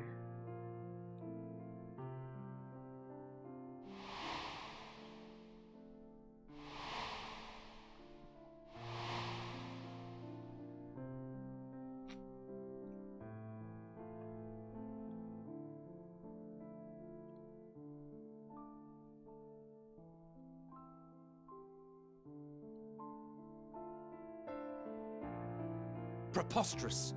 Utterly preposterous. RT did not get cold with me telling you that While story not for the it to be words I would lies. have chosen, I too have my doubts. Hmm. Much of it borders on the incredulous. Sounds like a video game. What of you, Venat?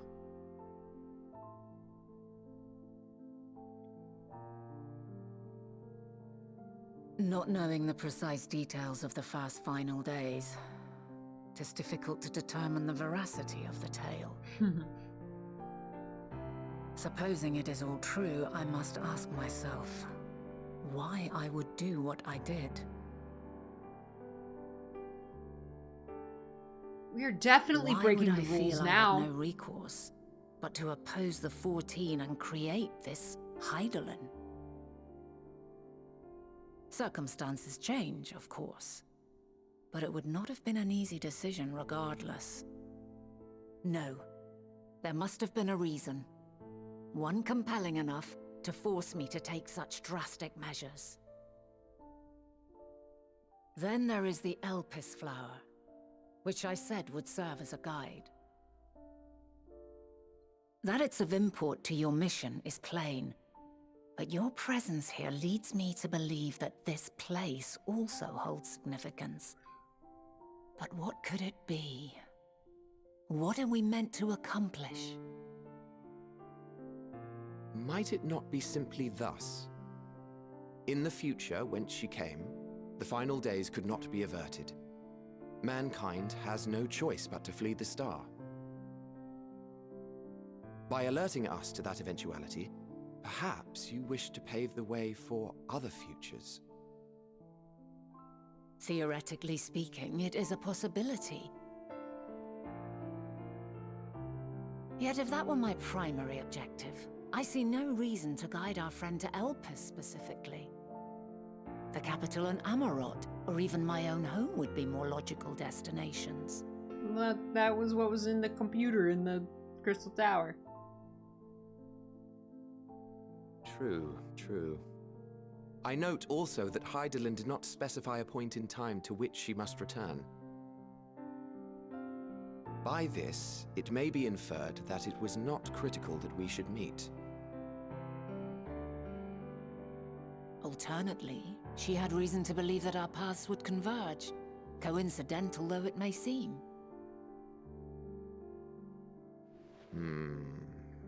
This is quite a puzzle, and we do not have all the pieces. Hardly any, but we do have one immutable fact. If the final days are indeed as described, they will bring death to all that I hold dear. Yet despite being afforded long years of preparation, the only provisions I could make were for flight. Nay, my first and foremost endeavor would be to find a way to forestall the coming doom. Given that even the 14 failed, mayhap you deemed it impossible. Nothing is impossible. This I have always believed. And if Hydaelyn is indeed me, she would believe the same. Listen to yourself. Are you seriously entertaining the notion that you are a messianic figure in some far-fetched tale?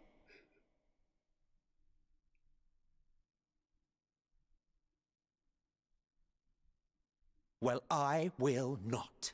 I refuse to accept that our world could be undone by some unforeseen calamity. I also take offense to my portrayal as a megalomaniacal madman. To sacrifice oneself for the star is a noble act, and I would hold those who gave themselves to this zodiac in the highest esteem. Yet, you claim I recreated Amarot and populated it with phantoms of our people? A bizarre indulgence that would be insulting to their memory. You were sad, Emmett. Worse still, I even invited you there. Literally invited my own downfall. Why would I do something so idiotic and inexplicable? Oh man, so good.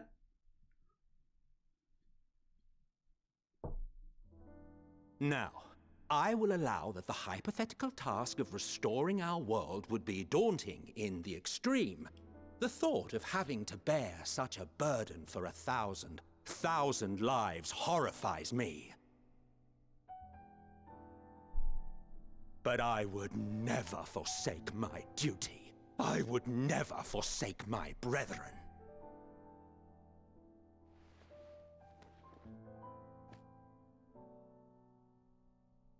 You do not know me.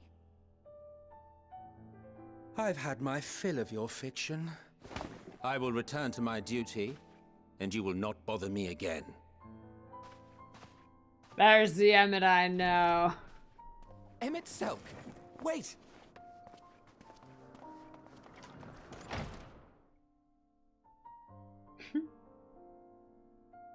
Emmett Rage. You've seen much of Elpis already. If you have any observations to share, I should like to hear them.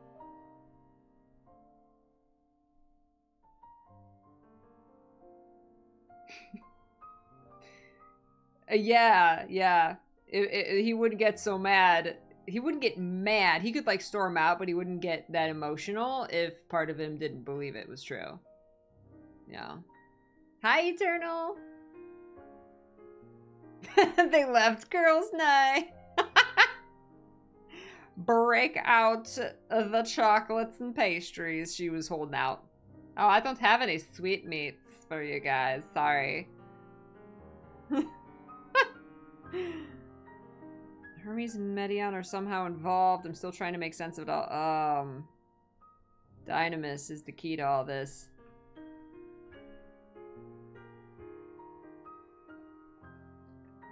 Ah, yes. The energy distinct from ether. Though not my field, I have a basic understanding of Dynamis. And you say Hermes researched the phenomenon in the course of creating Meteon? Yes. I believe this warrants further investigation. We must dissect Meteon immediately. With that settled, it is time for action. The missing pieces of the puzzle are here, I'm certain of it. And when you find them, the picture my future self has painted will be complete, and you will have your answer. Now suffice it to say, I will aid you in your quest. Sweet.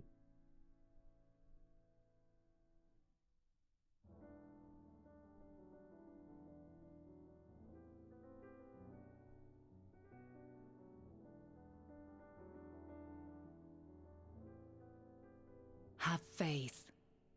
If Emet-Selch is the man Azum described to me, we've not seen the last of him.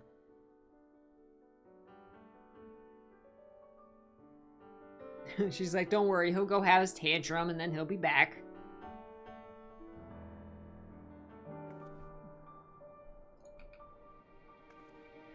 Shall we begin our investigations then? I am acquainted with Hermes, of course, but only as a visitor received by the chief overseer of Elpis.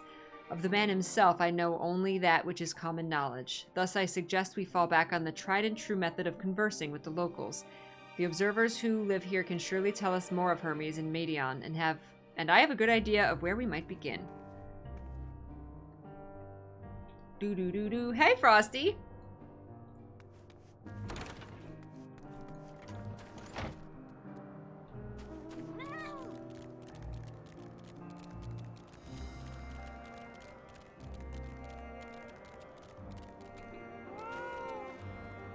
See you the woman standing in front of yonder building? Her name is Ismen. She is the one who made arrangements for my stay in Elpis, and from what I recall, she has held her position here for quite some time. Chances are she can provide us with some insights. Go ask your questions. I will help with drawing out answers if need be, but I leave the choice of topic up to you. They put a lot of trust in me.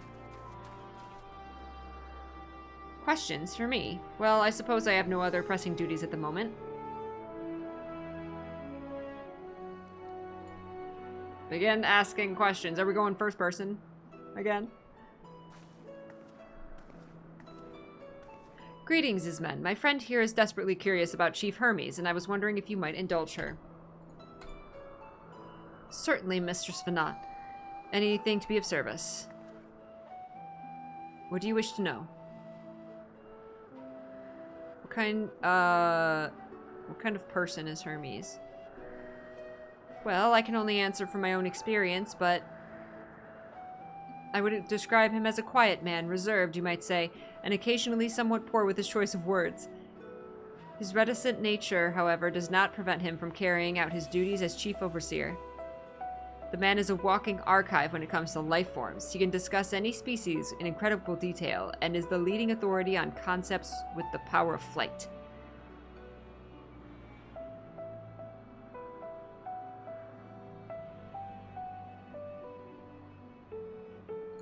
Do you know of Meteon's abilities?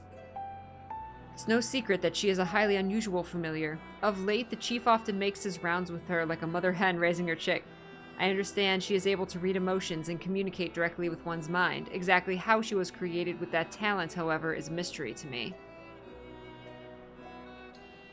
My apologies. I wish I could explain her nature more in depth, but I've not had occasion to discuss it with Chief Hermes.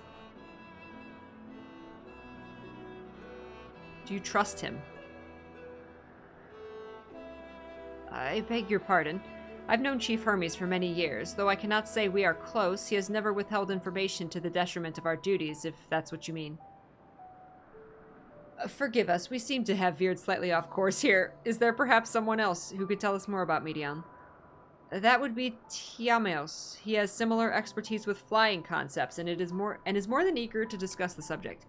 You'll find him conducting his observations on the banks of the stream somewhere to the east. Oh, and unless you take a particular joy in rambling discourse, I suggest you keep your questions concise. We shall keep that in mind. Thank you for your patience and your insight. Think nothing of it. If there is aught else you need during your stay, please do not hesitate to ask. Aught! Come, Luna. I think we've taken enough of Ismen's time.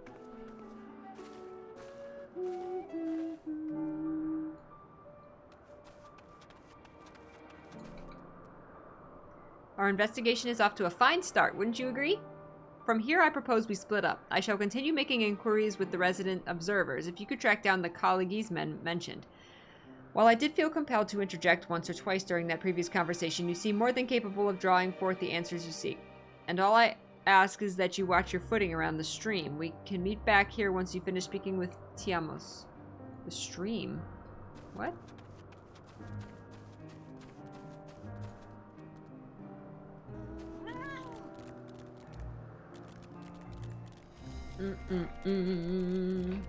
Whoa!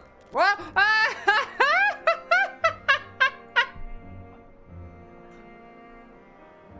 Maybe it's taken quite a liking to you. Oh, man. Sir. Oh.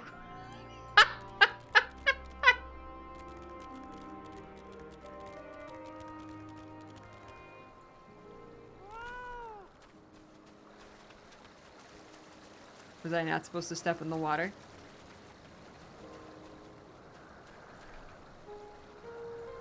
Yes, yes, I am Tiameos, but please keep your voice down. You startle the birds.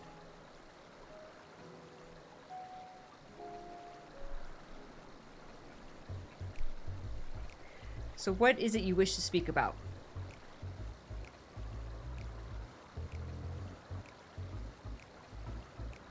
What do you think of Chief Hermes' flying creations? Chief Hermes' work, a worthy subject indeed. Those beings which soar through the clouds, majestic and graceful, are ever a favorite of creators. Even now, with so many varieties in existence, the flood of newly imagined concepts continues unabated. What sets the Chief's creations apart, however, is how they benefit from his boundless knowledge of the celestial realm. Birds that climb so high that they disappear from view, others which traverse the boundless sky in moments, and all without riding the currents. I know of none save he who can conceive of such marvels. Even we who prize elegance of form above all else are dumbfounded by his genius. Meteon 2 is a marvel then? My opinion on that matter would be superficial at best. Despite my admiration for Meteon as a concept, I have never delved too deeply into the inner workings of her nature. I know that she has a gift for communicating via emotions, but otherwise her abilities are a mystery to me. If Chief Hermes should choose to submit Meteon's concept to the Bureau of the Architect, then will the design be registered for public scrutiny? Analyzing a colleague's creation before that step is frowned upon, to say the least. Of course, if he came to me, a fellow artisan, looking for advice, that would be an entirely different story. Do you know more of Dynamis and Entelechis? Dynamis and Entelechis. Those terms do sound vaguely familiar. Was there not a flower made here in Elpis which exhibited properties of one or the other? It must have been centuries since I last heard anyone speak of such things. Has there been a resurgence in interest? Entelechis is totally the new fad. Oh, bye, Blues! Good to see you. Thank you. You too. Have a good day. Pet your fur babies for me. Then why bring up the subject? Hey, Savanic, thank you. Oh, hi. Thank you so much. I'm flattered that you sought my insight, but I cannot afford to neglect my duties for the sake of idle chatter. Now, I really must return to my observations. Surely you have your own tasks to attend to. I mean, he wasn't any more rambly or wordy than anyone else in this game.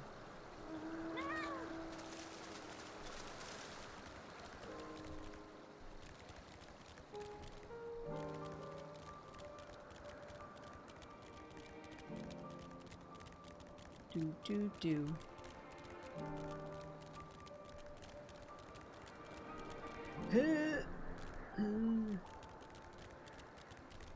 What? This is why we need a Springer. Where's my Springer?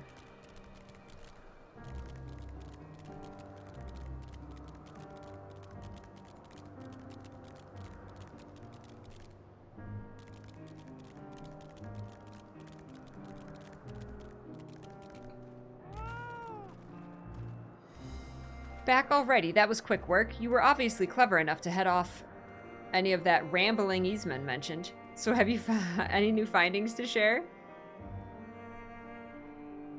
I see. Even an expert in the field had little understanding of Meteon's capabilities, let alone an awareness of Dynamis. My question resulted in much the same answers. Hermes' colleagues view Meteon as his personal project and could provide no details beyond those which you just told me. Which leads me to believe that the only person with any significant knowledge of Dynamis is Hermes himself. We've made some progress here, but more information is needed if we're to reach any definitive conclusions.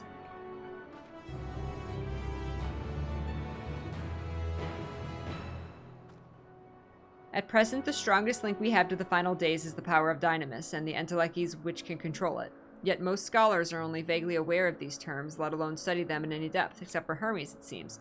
I'm inclined to stay our course and learn all we can about the Chief Overseer and his familiar. And on that subject, was there aught? Drink. Aught. Was there aught else of note you can tell me about Meteon, aside from her unorthodox method of communication? She and her sisters were created to journey to the stars and search for intelligent life.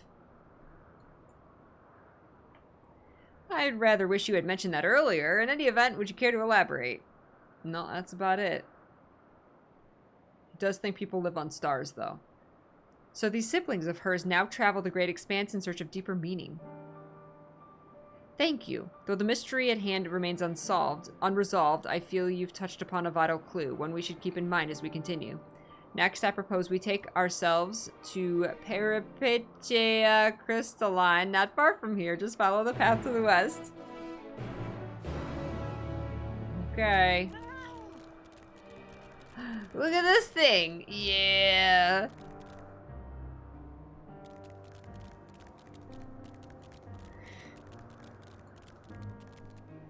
Whee.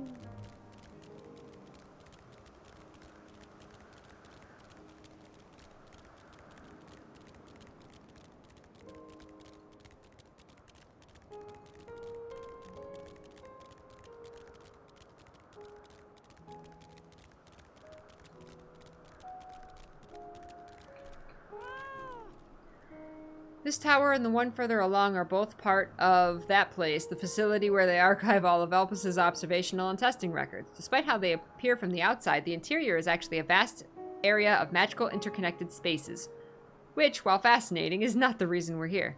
I shall cut my architectural lesson short and see what these two archivists have to share. If you could find someone to speak with over at the tower, I'll join you there anon.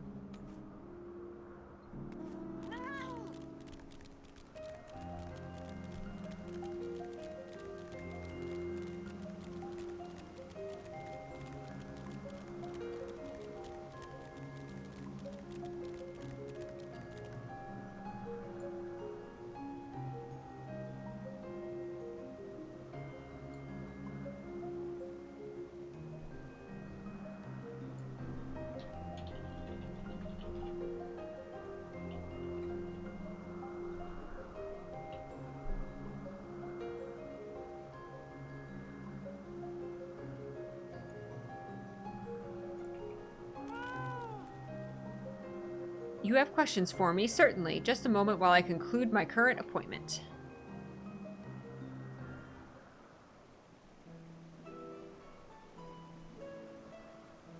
Oop.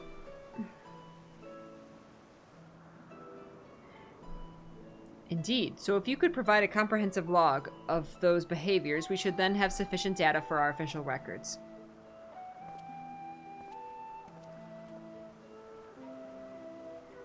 Now, what was it you wished to speak with me about?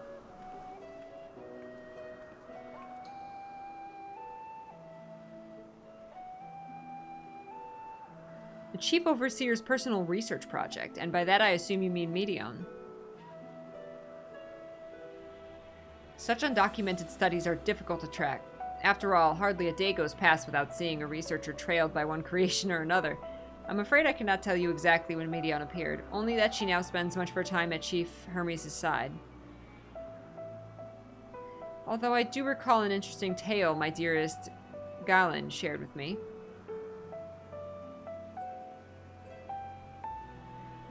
Galen is my partner, and a fellow researcher here in Elpis.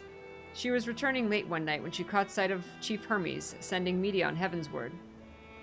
A host of them. For several days, she would speak of that scene with wonder, describing it as one of the most beautiful spectacles she had ever witnessed. That sounds like a story I should like to hear.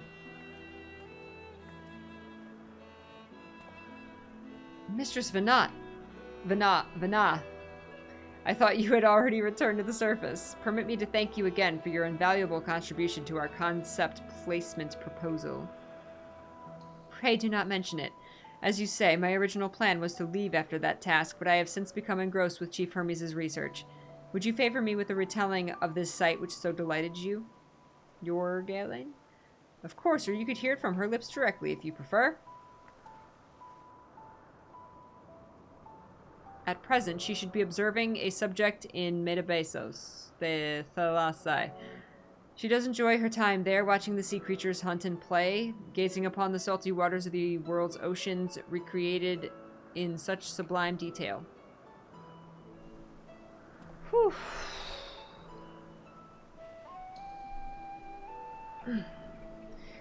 I imagine you must find similar joy in indulging your boundless curiosity, Mistress Venat. Even though such pursuits must continually and regretfully delay your return to the star. She's like, oh, I ain't going back to the star. Indeed they do. 'Tis a rest well-deserved and long overdue, I should think. How greatly have we prospered for the wisdom you accumulated during your travels as a Zem. And what would Elpis be without your earlier academic work? The theories you developed served as the basis of many techniques still in use. Oh my god, okay, wax poetic about her some more. She's great. She's awesome. Let's go talk to Galen.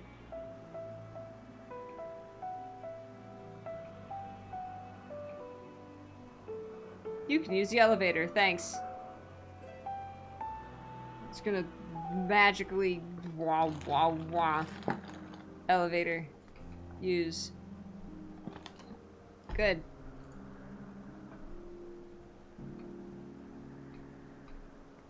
I shall follow yonder quest marker.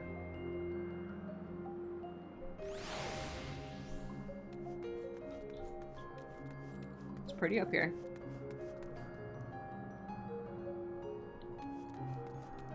Where's my jade bot?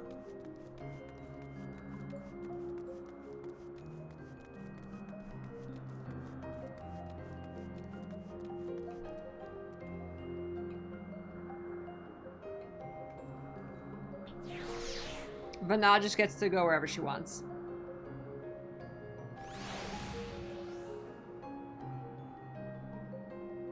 I know, right, Lilia?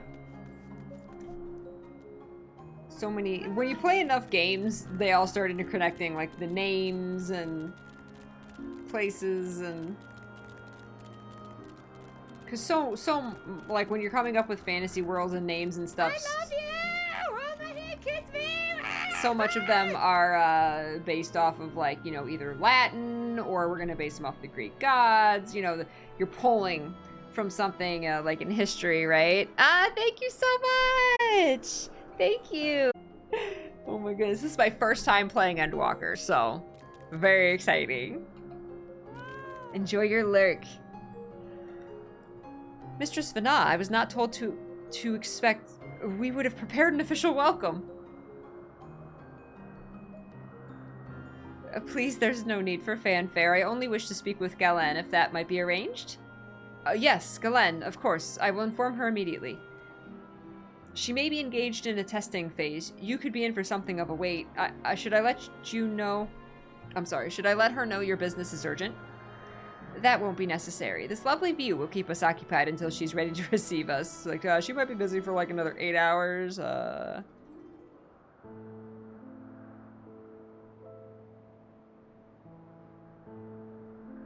I like the lamp.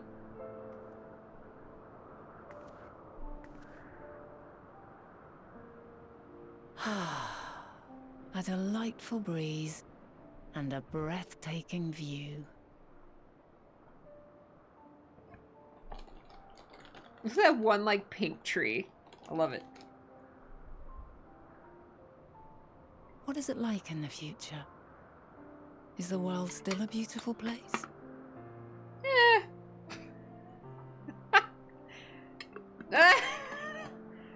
Oh, wow. Okay. I'm just gonna say as beautiful as ever.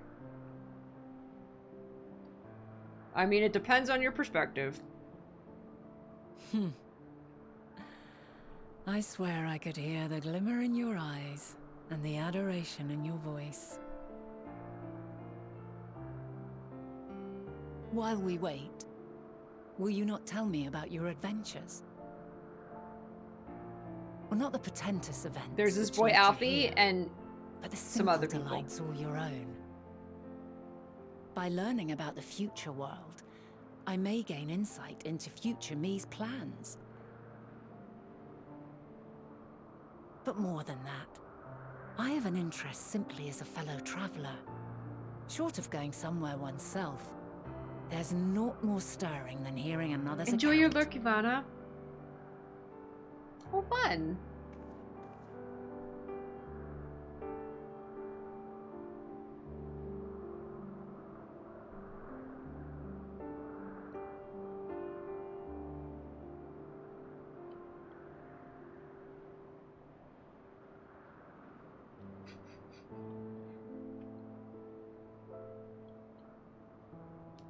Either the laugh or that shock was to me saying, and then Thancred showed up naked.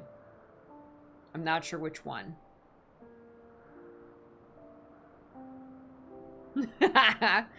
Luna is the best with words. Incredible. Would that I could have been there to see it. Censorship nutkin. Yours is a harsh and unforgiving world. Yet in spite of this, your brethren hold fast to their virtue. To know that the light of mankind's potential still shines, even in that faraway place, it gives me heart.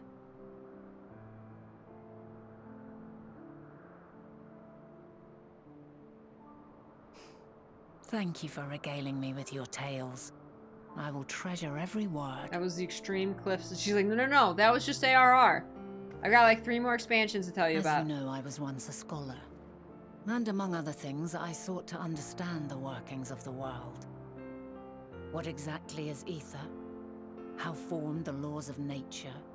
Whence sprung mankind? Well, there was this dragon Riddles called... and mysteries I won't beyond spoil Guild Wars 2 counting. End of Dragons.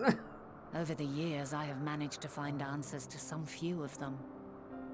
Yet rather than attain a sense of mastery, the more I understood, the more I came to hold the world and its miracles in awe. We too are miracles, each and every one of us, born of the warm breath of life that traverses the heavens, swirling through eternity. When I fully grasped the improbability of our existence, nothing felt impossible anymore. If it could be imagined, it could be done.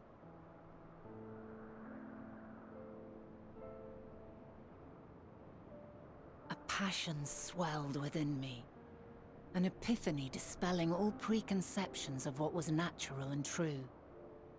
And a presence without, immense yet intimate. Fate, perhaps, holding us in its tender embrace.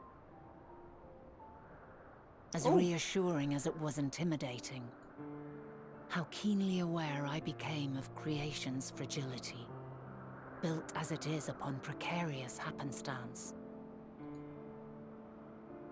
I was overcome with an irrepressible urge to know the world more intimately, to hear its voice, feel its breath.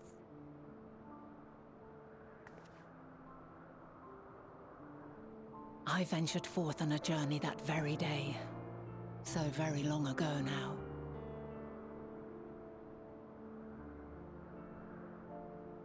freed from presumption and prejudice.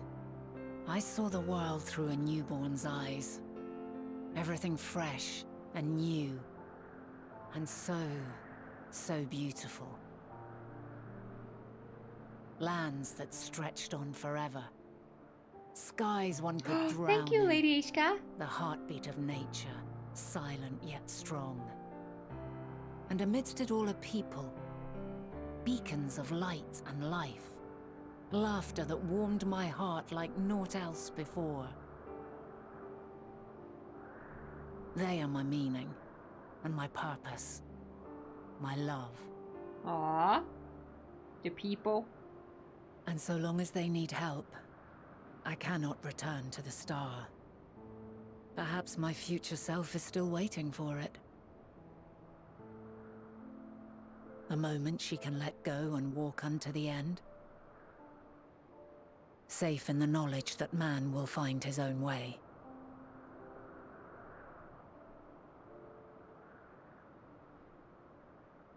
You, who are our future, tell me this, and tell me true. Has your journey been good? Has it been worthwhile? Aww.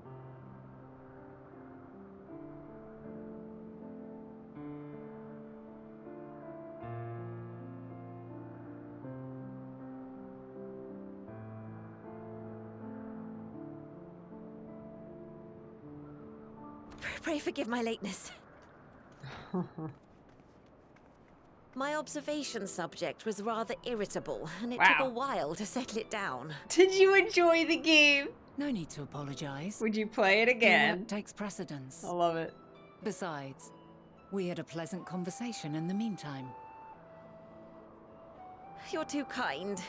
Now then, I'm told you wished to ask me some questions. Indeed. I've an interest in one of Hermes' creations. Meteon. You witnessed a host of them take flight, yes? Oh, that! Yes, I did. 'Twas in the dark of the morn. I'd left the Thalassai after nocturnal observation. As I walked along, I spied a bright light climbing high into the southeastern skies. Then, in an instant, it was gone. Like a shooting star, only rising rather than falling. But then another love it, shot Arya. up. Then another, and another. Intrigued, I made my way to the edge to investigate. And who should I spy on an isle to the south but Hermes and Meteon, the Metea, rather. There were lots of them, and I realized they must be the shooting stars that I'd seen. A dazzling spectacle indeed. Have you spoken with Hermes about this? Oh, yes. The sight left such an impression on me that I approached him about his mystery project the very next day.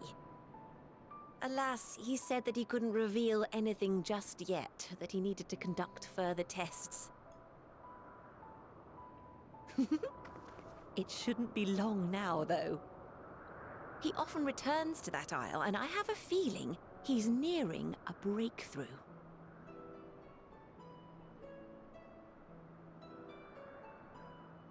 Does he keep making more of them and sending more of them off?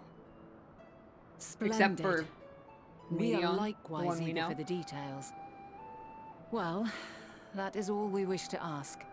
Thank you for taking the time to indulge our curiosity. You're very welcome. It's always a pleasure to speak with other inquisitive souls. Oh, and will you be descending now? If so, I shall link the doors for you. Please. Link the doors.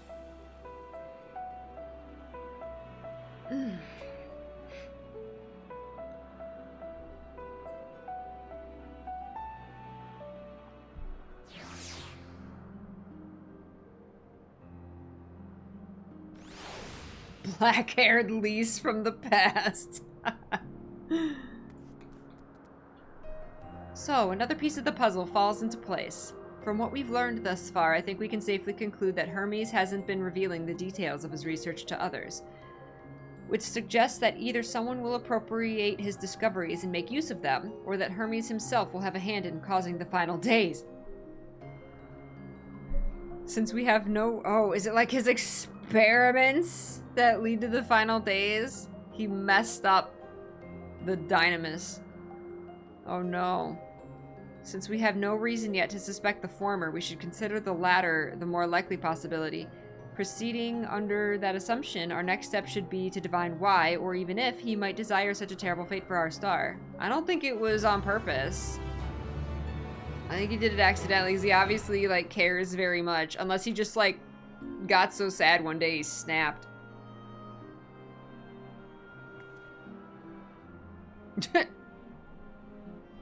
Okay. Hey.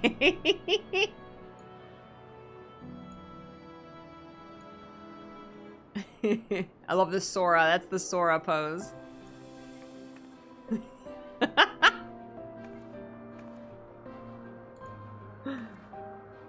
Yeah, I like that one. Oh my goodness. Well, I'm gonna leave it there for today, and we will probably continue tomorrow. We'll definitely be playing more of this as much as we can this week to get through it. We got to level 87 today. That was good. We got lots more story done today. We did good. Fandaniel, yeah, he's gonna like... Hermes is gonna like... He's gonna get too sad. Elpis is so nice. It's so pretty. There's a lot here. I didn't know we were gonna spend like hours and hours and hours in Elpis. I thought it was gonna be a quick, like, we're going to go back to the past, figure out what we need to know, and leave, right? Like, you know, talk to a couple people, look for a book, and get out. Like, I didn't know there was gonna be like, this is a huge part of it. And, like, getting to know these characters, like, is really cool. Hey, Waluigi. Fun Daniel. He's depressed Daniel. Well, here's the thing, like, he's still doing his duty, and he cares so much, but he's sad, right? Because he has to create all these things, but then he also has to, like, uncreate them, and that causes him a lot of pain. That's, like, really sad. And then, like, what if they tell him to uncreate Meteon, and he's just like, he can't do it. He's like, no. I know. What if that's, like, is what makes him snap, right? What if they tell him that he can't have Meteon anymore, and she's been around him for, like, a long time, and then he's just, I know. And then he just, like, snaps, and he's like, I can't. What if he, like, refuses? He's like, no, I'm not gonna get rid of anything else, you know? And then he just snaps and goes crazy, you know? Because Fandaniel is very, when he becomes Fandaniel, he's, like, kind of mad, right? What if he kills the current Fandaniel and takes over in that way? It wasn't, like, the guy's choice. Wow. There's so many possibilities. I mean, he was sad over, like, that raging, violent monster. He was sad about it dying and having to, like, deconstruct it.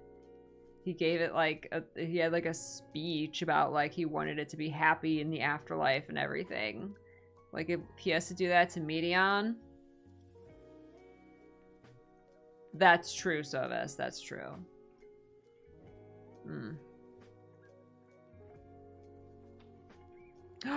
Oh no, Prezi. Prezi says, or what if, like, Hermes basically, like, gets so sad, or his emotion gets so intense that Meteon just, like, breaks and, like, shatters or dies or something because, like, his emotion affected her too much. Oh no. Oh no. It's tough when you start getting into like emotion and creation and death and all that kind of stuff. Like,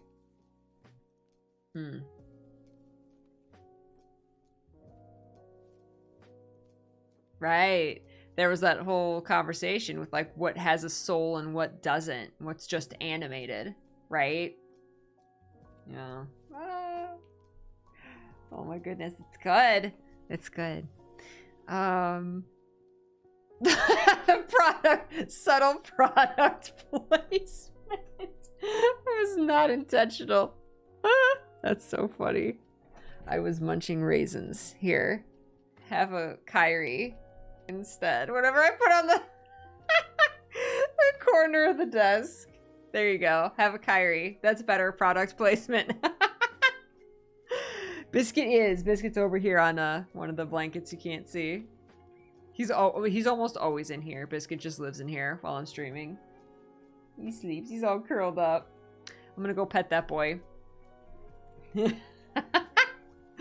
All right. Well, I will see you guys again soon. Thank you so much for hanging out today. I appreciate you. I will be on Mr. P's cooking stream in a couple hours over on twitch.tv/F1Partisan. Hopefully we won't have the technical issues that we had yesterday. Hopefully those have all worked themselves out. But I hope you guys have a wonderful evening and take care of yourselves and be healthy. I'm going to pop my socials in the chat. And then my second YouTube channel has the raw Twitch VODs on there in case you want to catch up with those. The entirety of my Guild Wars 2 End of Dragons playthrough is up there. Final Fantasy VII Remake, the Yuffie DLC is up there now. And I will be adding more. Thank you! Thank you, Jupiter! KH2 Kyrie is best Kyrie. Thank you. You speak the truth. Mercy, Ram, Luther, Eternal, Prezi, Aria, Jupiter, Manic, Silvus, everybody. Thank you again, Silvus, for recommending that raid. Willow, thank you for hanging out today, everybody. All the lurker peaches, I appreciate you. Thank you. Have a wonderful evening. I will be talking to you guys on Discord and on Twitter, and I will see you again soon. Maybe tomorrow, maybe not. I'm not sure. I might have stuff to do. But I will keep you guys updated. So, all right. I'm going to find another streamer to raid. Please give them your love and a peachy raid and spread the love and the good vibes across Twitch. I love you guys so big. I hope you have a wonderful evening. Go with love, stay peachy, and remember to always love what you love. Take care, guys. Bye. Love you so big.